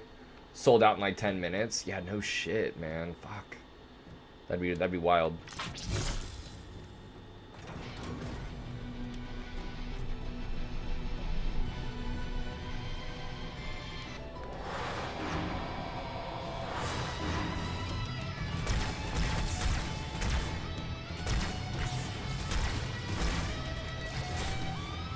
Zach, what's up with this music again, dude?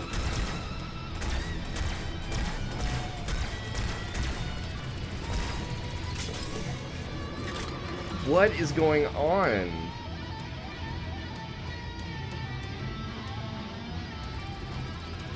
No. No.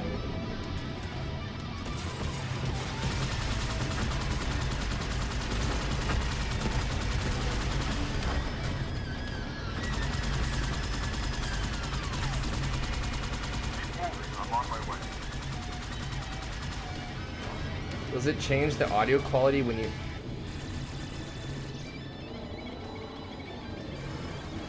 It's still weird. It's still the...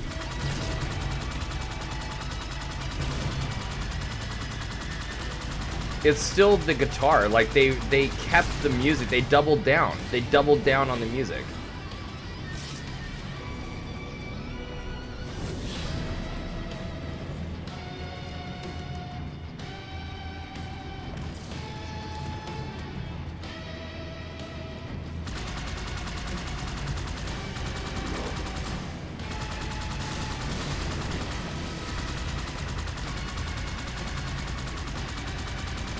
I guess this music's kind of cool.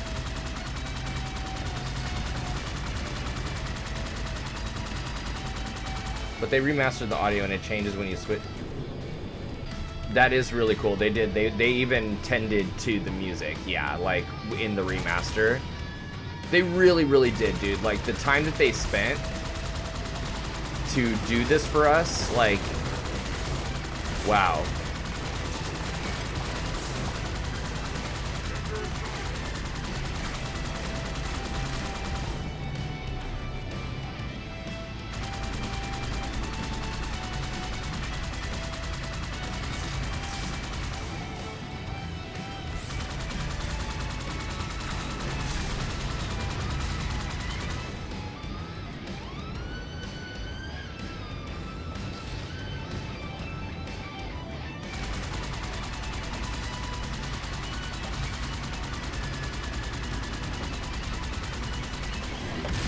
Oh shit.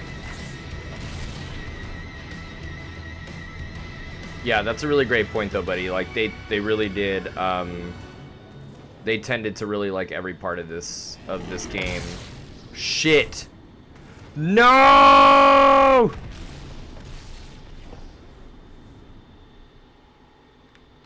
Oh my fucking god, are you serious?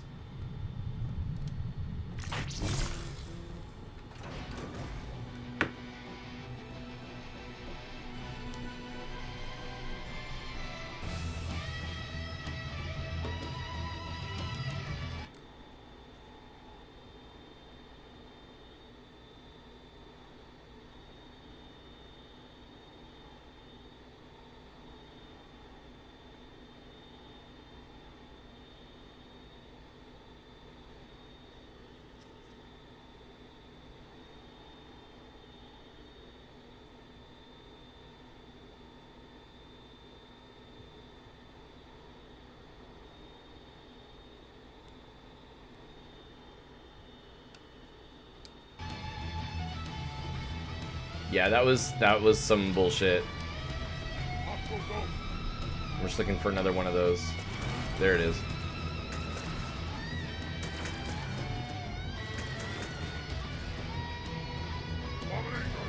Oh shit.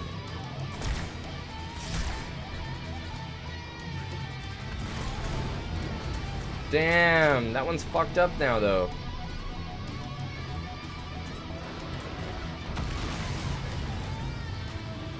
Oh shit. Go, go, go. I don't even have to... Yeah, I could just advance. Because Because if I don't have to fight, I'll just go. I do want to fuck up this guy, though. It's like really, really easy with the, with this.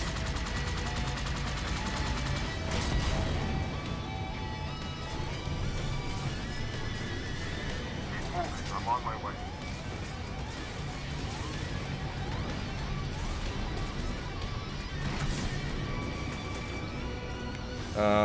Oh.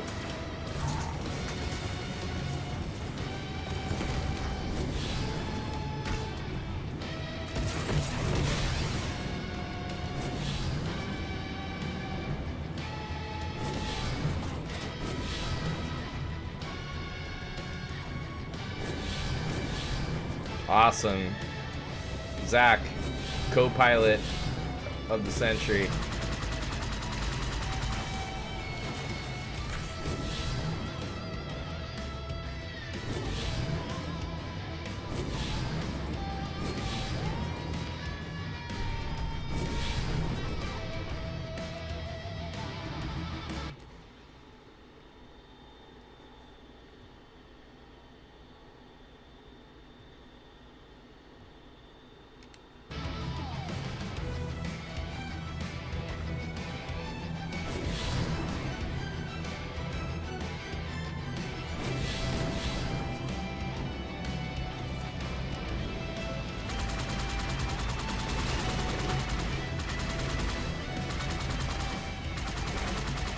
Whoa!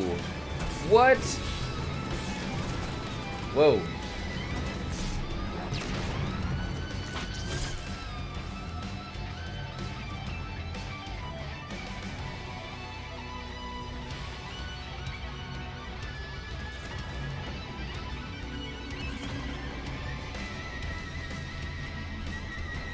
Try and sneak up on these bastards right here.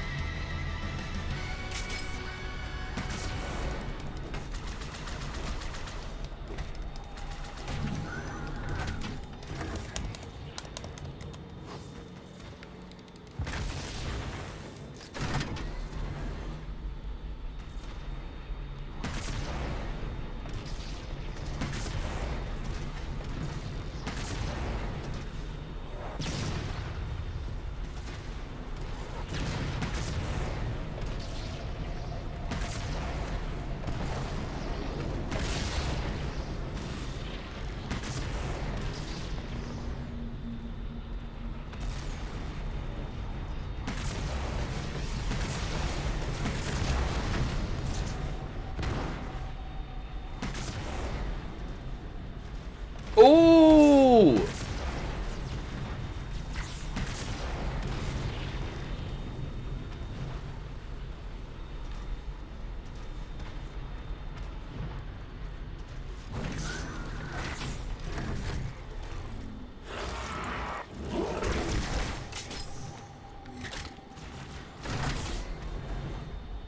Uh.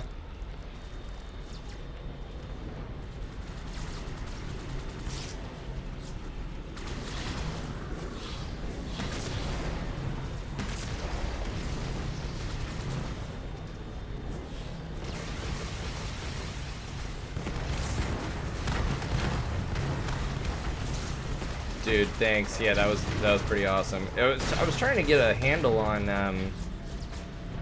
the lobbing like aspect. I didn't know how much you know, you got to kind of lob these things.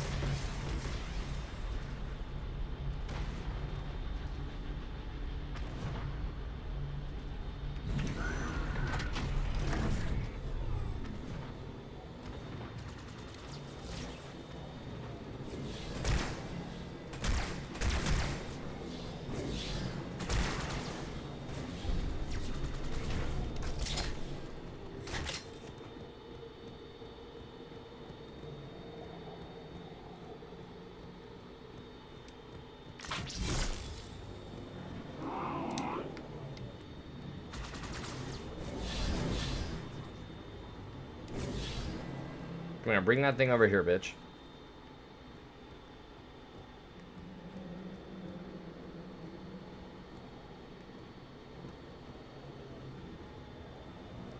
Yeah, come here.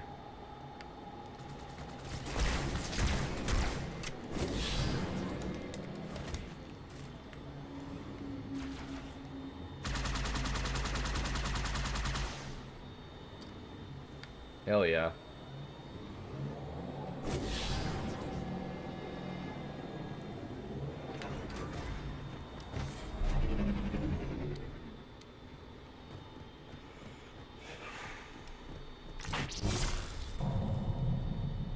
Looks pretty awesome.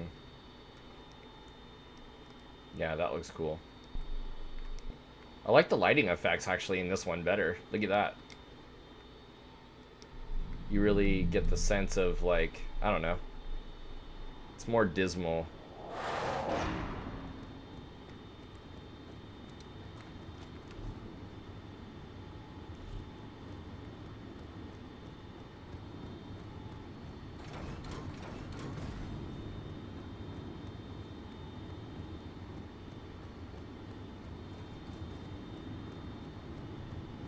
Oh shit, that is not a walkway. Okay, okay.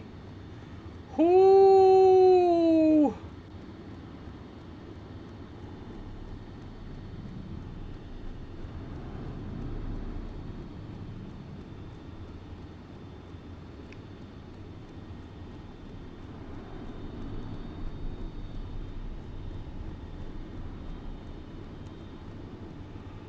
Ugh.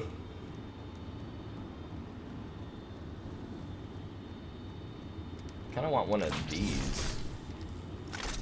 Wait, isn't there? There you go.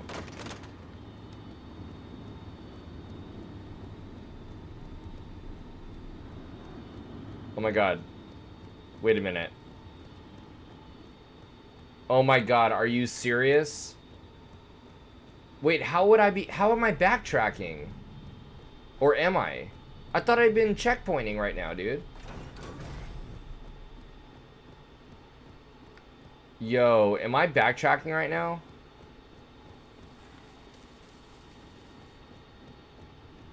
I thought I was getting checkpoints, that I was moving forward.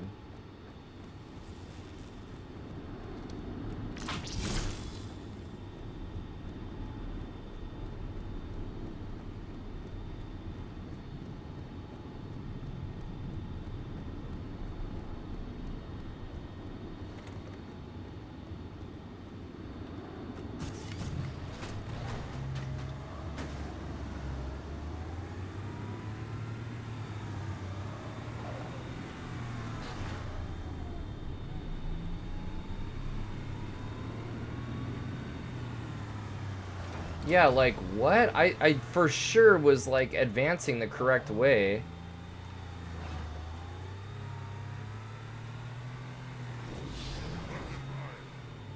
Maybe this way?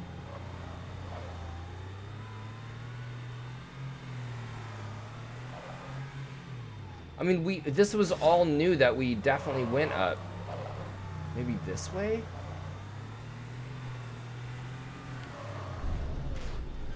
Well, there's definitely people in here. But I feel like this is the way that we came. Yeah, man. This is backtracking.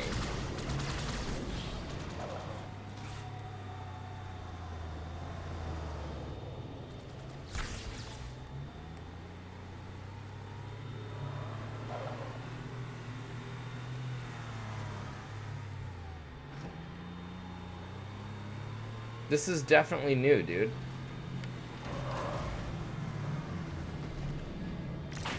Which sucks because... No, you're going back again? I see what happened, really? So it is this way?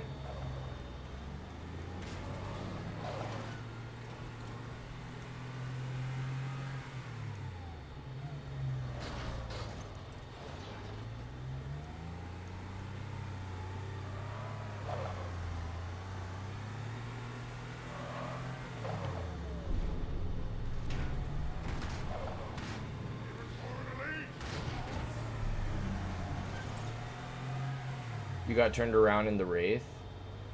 So we'll just kind of keep going this way then. Let's see. Or maybe in here.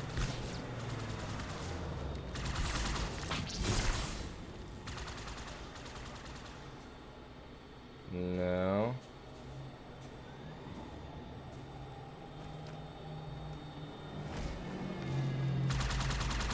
Oh, he just like Uno reverse carded me, dude.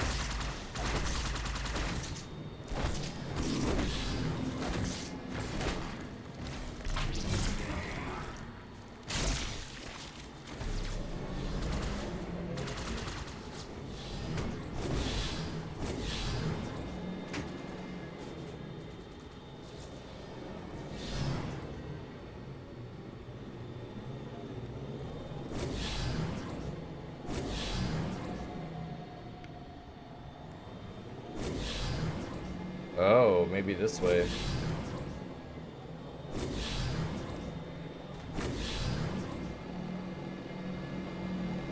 Yeah, yeah, that's right. And that makes sense too, because we're advancing toward that citadel looking thing.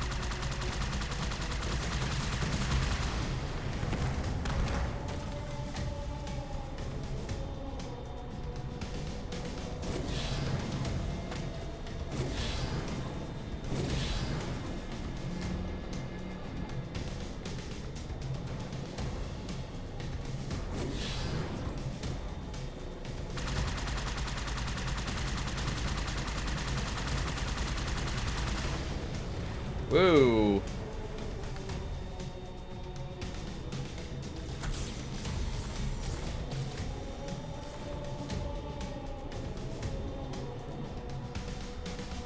Are you for real right now?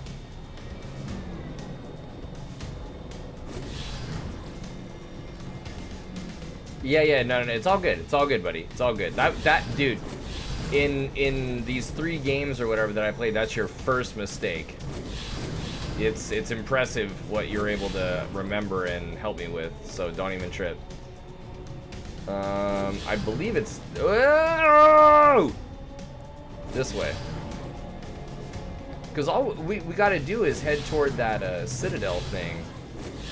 And I believe that's this way.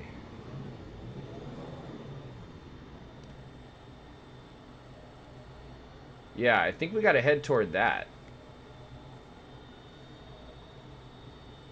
No, we need to go toward that. So I think this. I don't want to backtrack. I think this way.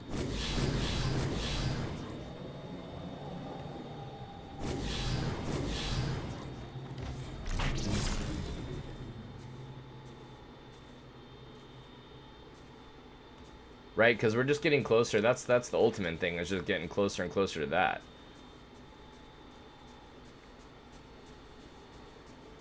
Or am I wrong?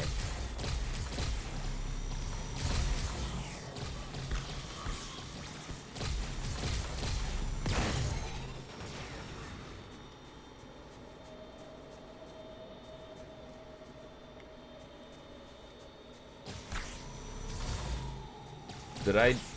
No, I didn't just come out of there. Yeah, I thought it looked like you did a circle, that you killed that tank. But yeah, yeah. So this is good. I think this is good. Yeah, yeah, yeah, yeah, yeah.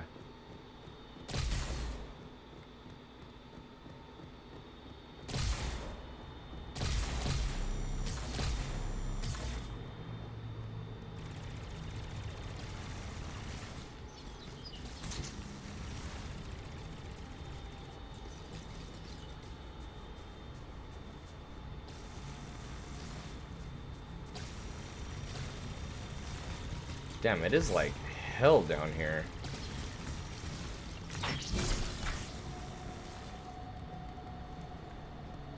Yeah, we're good. We're advancing.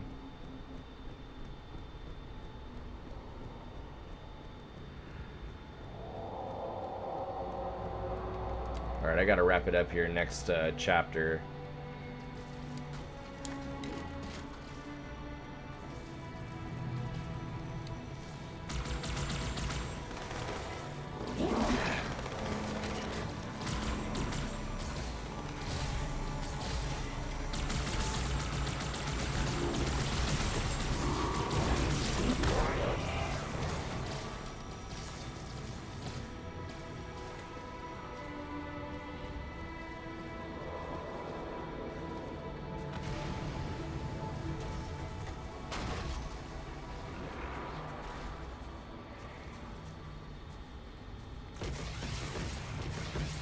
Back in 3 hours. I'm back. 3+ hours of weather briefings are too much for me on a Friday night. Whoa, Skipper. Wait, what are you talking about? Who's doing a 3-hour weather briefing on a Friday night? And by the way, that is more than reasonable. It is Friday. We are... okay. Okay. Okay. Okay.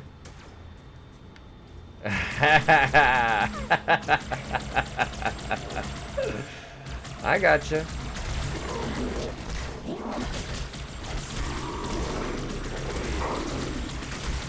Yeah, sometimes you gotta fucking kill, just skip the weather briefing and go kill some, like, weird zombie alien tree folk. Uh-huh, no, I got you. She does it good, but I get you.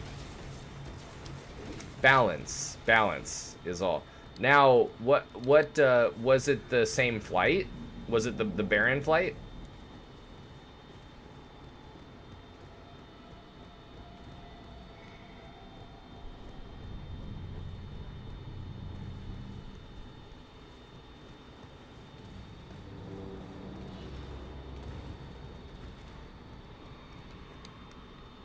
It is good to have you back.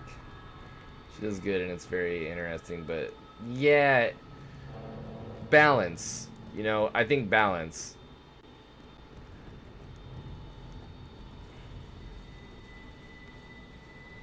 Fuck. Now, Zach, this, I'm able... Are we, like, doing... Okay, here we go.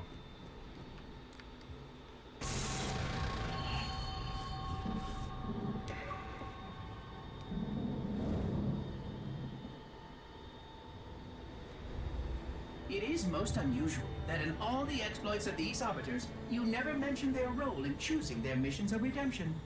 There is no role, Oracle. Once one of our commanders becomes an arbiter, he belongs to the hierarchs. These hierarchs, they are the same high prophets who control all the holy relics you collect from my time? The same. And they use these relics to build your new weapons? And bring you the word of your gods? It has always been so. Interesting. More rabbit holes than Halo. What was she talking about? Was she going over like weather products or the weather like hazardous weather, or you know, the specific weather of the flight? Was it weather that she maybe encountered? What was going on exactly, if you can? I know I don't want you to type too much, but you know, paint the picture. I'm surprised she's still going. It's been a few hours, man. Tools such as myself could provide. And you never questioned these proclamations. Even your mightiest warriors, these arbiters, never questioned? Questioning was what brought shame to the word arbiter long ago, Oracle. How disappointing.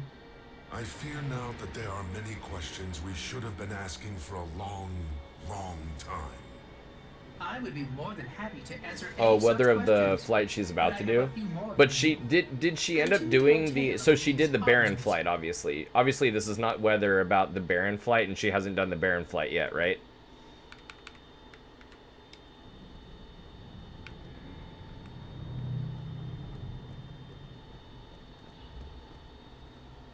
No weather rabbit hole left unexplored.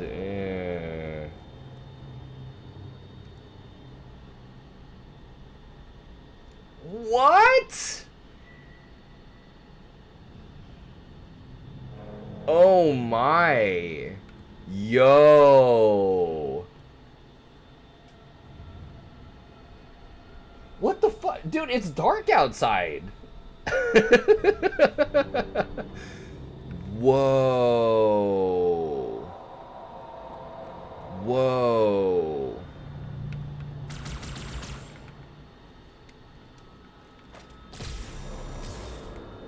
Damn. Now, on the one hand, obviously, what we all agree on, I'm sure, is respect to, you know, that's what I'm, you beat me to it. That, like, respect to somebody doing, you know, doing them like the way that they want to do it, and I'm impressed that there's like that level of knowledge, you know, and yeah, there's a lot of good there and stuff, you know. In fact, it's all good. It's all good. It's all informative. So that's not yeah, I'm not saying anything, dude, like that, you know. Yeah, it's great. And frankly, like as an instructor, I could listen to it, but I could see where you're coming from. You know, a little bit of balance, you know. Yeah, hey, I mean, exactly. That's exactly it. That's exactly it. Now I am backtracking going this way.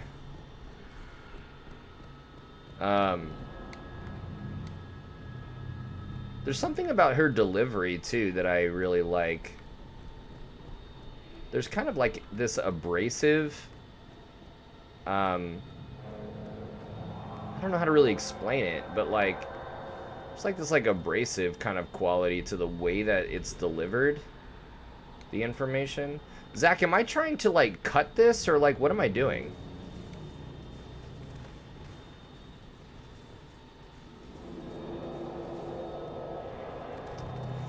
Yeah, there's some of that, I think, too. I think there's some of that, too, but I think just, like, you know, strong woman, you know, like, I think just maybe it's her tone of voice is kind of, it's a little abrasive. I think, like, the tone is kind of abrasive, and I like it. I think it's great, you know. Look for a door, yeah.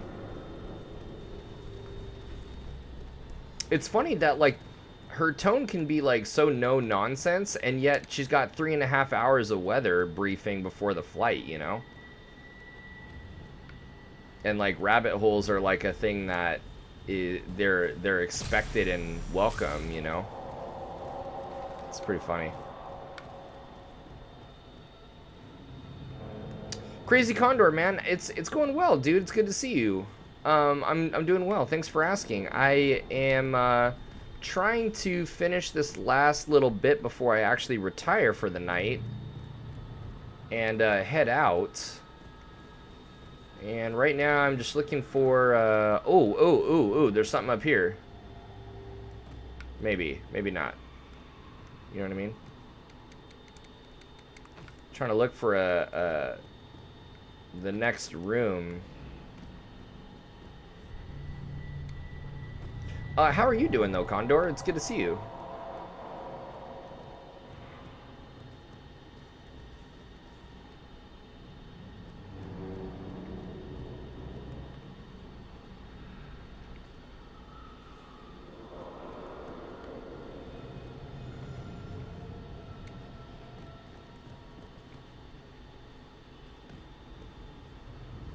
Ledge to the left.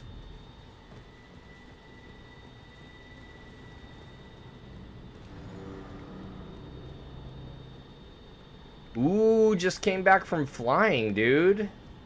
Say more. What was the objective? Ledge to the left. Oh, I see. Not really, though. Actually, yes, there is. Oops, Zach was right again. What was the objective? And what did you learn? What did you learn on this flight?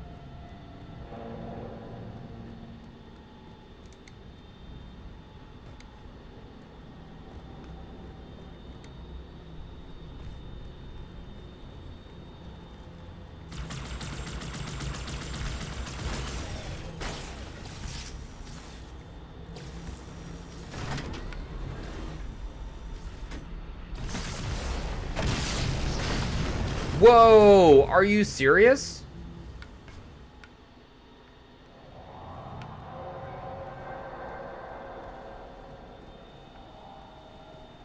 Wait, what? What just happened?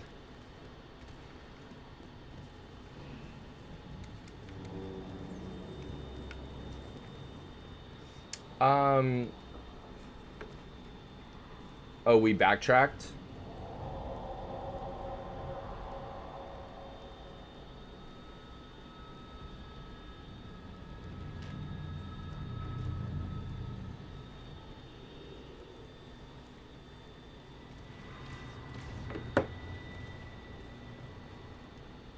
Go down instead of up. Really? I thought we came from down. But maybe you're right. I thought buddy, we came from down, I believe.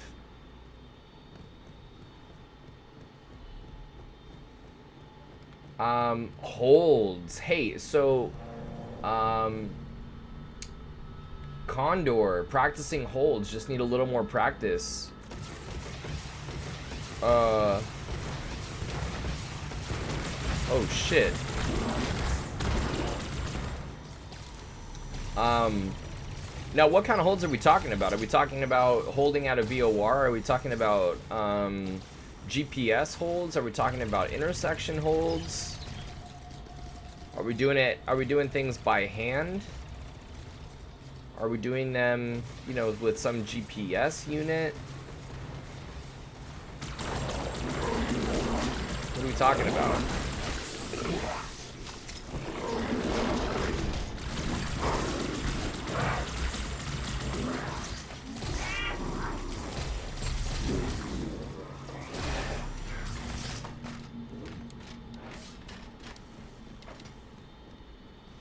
VOR holds.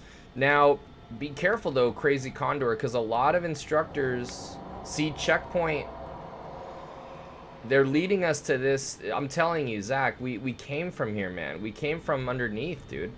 Maybe you're right.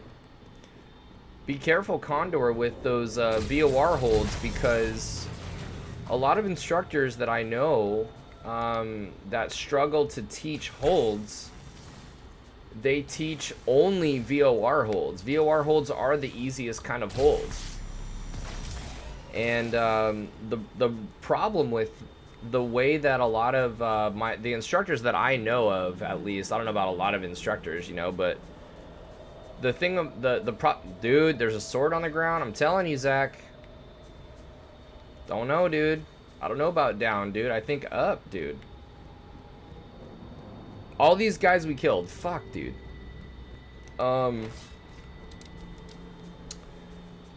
Yeah, the thing about the VOR holds, man, is instructors that are not confident with the with teaching holds, they'll do it at the VOR because it is the easiest kind of hold.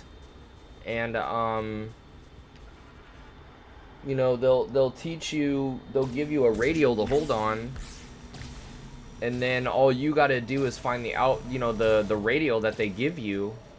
And no, Skipper, that's true, but that's not what I'm talking about. I'm talking about the difficulty with orientation, not necessarily with traffic avoidance, because you're right, like traffic can and will often converge on a VOR. What I'm saying is the actual process of holding at a VOR, absolutely the easiest kind, because it's unfortunately a kind of hold that you don't need to think that hard about, and in fact you don't need to think at all about, and still get it right. And the problem with that is you think that you know how to hold at a VOR, and you actually don't.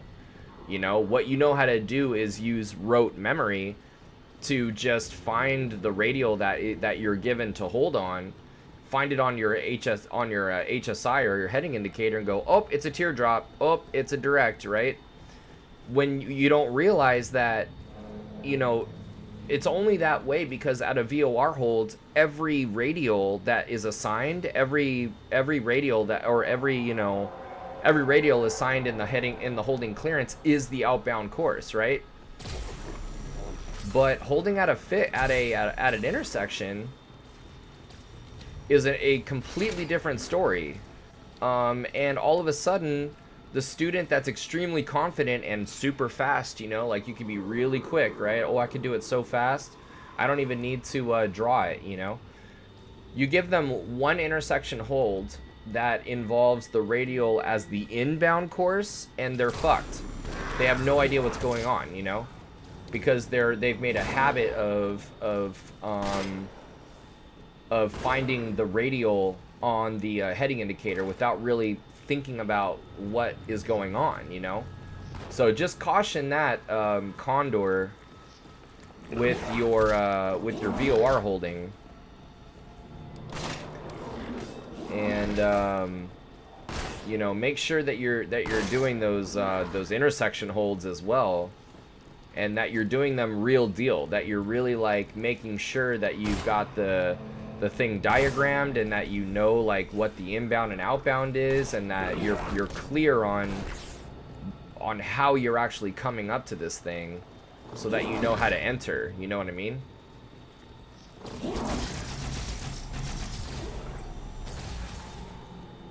But I'm sure you're doing great. I just kind of, you know.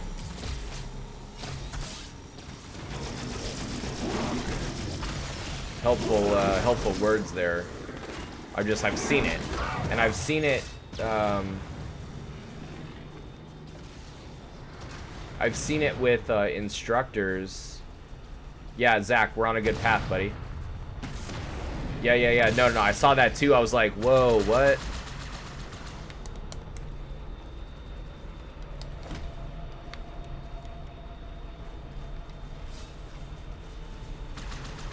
I've seen it with instructors too, Condor, where like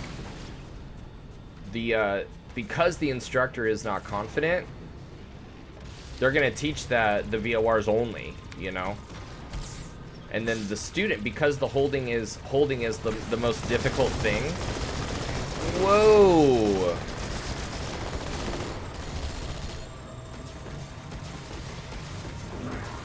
Because holding is the most difficult thing, there's a real oh, bye bitch. There's a real tendency for the student to like flex, you know, and be like, I know how to hold. Look how easy it is. And the instructor's like, okay, well, I taught you how to hold, so there you go. So, and then you got two ships passing in the night, you know what I mean?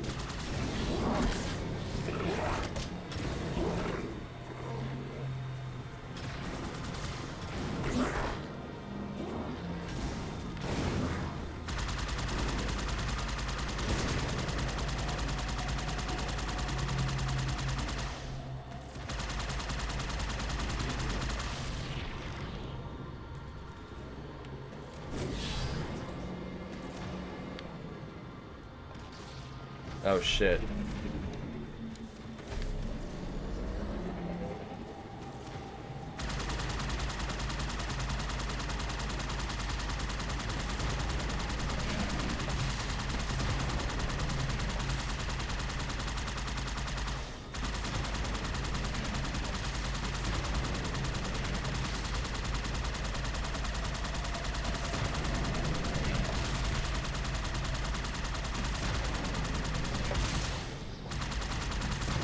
Yeah, exactly. No, Skipper's got it. That's what I'm saying. And like the examiner doesn't know that.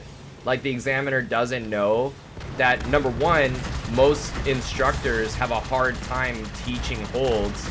And number two, that applicants in general, like holding isn't the most challenging thing on the instrument rating, which it totally is. Like, they know that. And so if they ask you like, hey, what's your process for holding? And you go, oh, well, I just find the radial on the heading indicator, and you know, I just make sure that it's in the teardrop or the whatever. They're like, oh yeah, really? You just find the radial every time? What about if you are holding what about if you're holding east of an intersection on a westbound radial? And that's westbound, that you are actually on the inbound leg is actually westbound. You know? And you're like, oh, well, I would just do the same thing, because you don't even understand the question. And they're like, oh yeah, show me. And you're like, well, okay. Like, you know you're fucked, but you just don't know why yet. And then, you know, you work through it, and you're like, well, I don't understand. This works every time. It's worked every time I've done it. Oh, really? Do you only do VOR holds? Well, yeah. Okay, well, that's why, dude. Like, the dude knew it from the very, very beginning that's why. You know? And now you're pissed that your instructor never showed you intersection holds, you know? Or even more to the point, you're upset that, like, your instructor never showed you the 4-step process for solving any holding problem, whether it's at a VOR or an intersection. That's what I do. I show a 4-step process for solving any holding problem, whether it's a VOR or an intersection. It doesn't matter. So that's what's up. The 4-step process for solving any holding pattern problem is, number one, well, first of all, obviously, before even step one, like, get your clearance, you know, and understand your clearance. Understand the parts of the holding clearance. But assuming that you know that and that you have your holding clearance, step one is to diagram the hold. So, you know, get the fix, get the inbound, the orientation of the cardinal direction correct, right? If it's west or southeast or whatever, get the inbound leg cardinal direction correct, get the direction of turns correct, and boom, right? Step one is label the hold itself based on the holding clearance. Step two is label the hold inbound and outbound. So what's the inbound leg and what's the outbound leg in terms of course, right? Once you've diagrammed it and you've labeled it inbound and outbound, now you can go and cut the pie, which is like basically go to your heading indicator, cut that up based on whether it's left turns or right turns.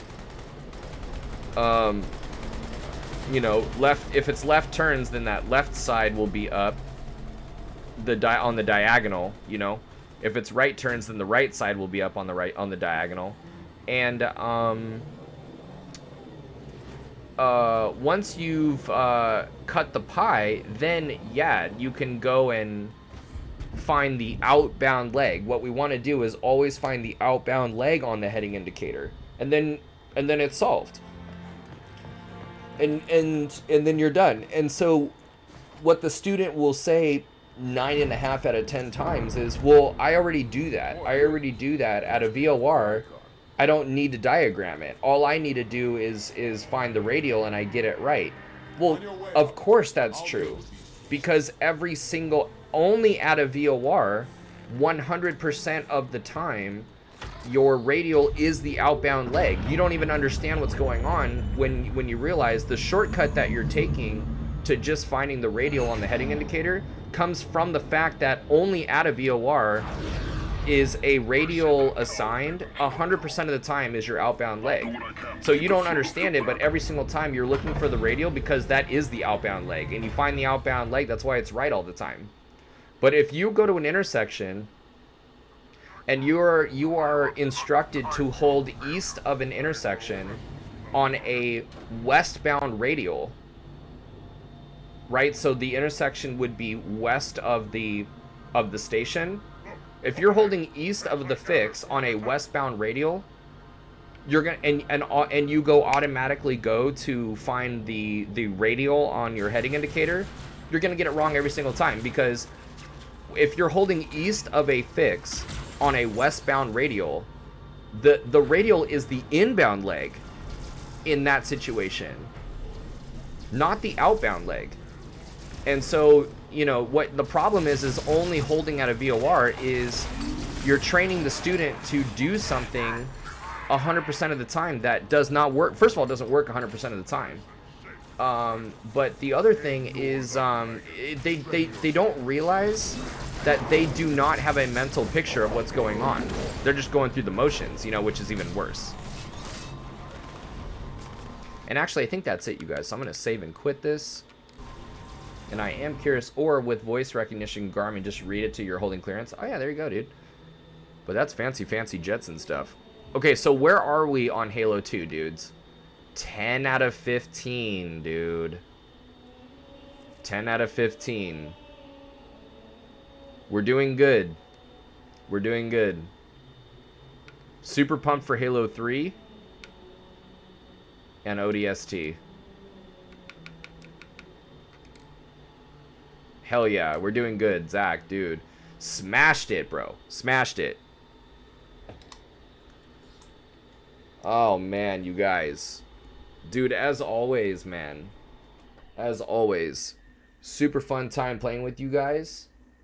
Yeah, Condor, really, like, rewatch this video, and I would write down those steps. And then, you know, if you start diagramming the hold or whatever, and you know, ideally what I said is consistent with what your instructor is telling you to do, you know. I would say, listen, like, do whatever your instructor is telling you to do, but if you have not ever held on at an intersection before, you need to challenge your instructor and be like, we need to do that. Can you show me how to do that? And don't let that instructor go to an intersection and only give you a hold where the radial is still the outbound leg, because then you learn nothing. Then you're still finding the radial on the heading indicator. You go and you know the entry. You don't really learn anything because the radial is still the outbound leg, right? The other trick would be if you're using ForeFlight or something, some tablet that you can draw on the chart where the fix actually is. You could diagram right there on your chart. So that's kind of cool too. You don't have to go and draw it on a notepad or anything like extra, you know. Some instructors freak out. Like if you're going to go draw like a diagram, some instructors are going to freak out. Like, what are you doing? We don't have time for that. And it's like, dude, I could show you in 5 seconds, maybe 8 seconds how to do that. Literally. You know? So yeah, just make sure that you're doing those intersection holds, and that you're not taking the easy way out, you know, and not that you are. I'm sure that you're a quality like pilot, you know. I'm just saying, like, a lot of the time students that I've worked with, they don't know that they've been taking the easy way out because they're not being shown really what to do, and there's no mental picture of actually what's going on, you know. So I know that do I have a holding video on my VODs? On my YouTube? I forget if I do or not. I think I do. Check out my VODs, like, on YouTube. If there's a holding procedures video, I still have to actually retitle all my videos because Twitch allows a longer name than what YouTube does. And so, like, my names for my videos are usually long, like, you know, IFR Tuesdays with a certified flight instructor wearing a cat t-shirt or something, right? Like, departure procedures. Like, that's kind of a long title. And YouTube is, like, you know, not all about that. So I have to, like, retitle them, but, you know. But anyway, you guys are great, dude. Have a great rest of your Friday night, and I will see you guys in the next stream. Thanks for hanging out, man. You guys are awesome. See ya. Oh, you know what? Let's raid. Let's raid somebody, man. Even though there's only 5 of us, I keep forgetting to raid. And there's nobody really on. Dang. What do you guys want to do? Star Citizen, maybe? Nah. There's nobody really on. See, why don't I have Starflies as something that I follow? That's so weird. I'm gonna go make sure that I follow her, and then we'll do it next time. Okay, guys? All right. I will see you guys around.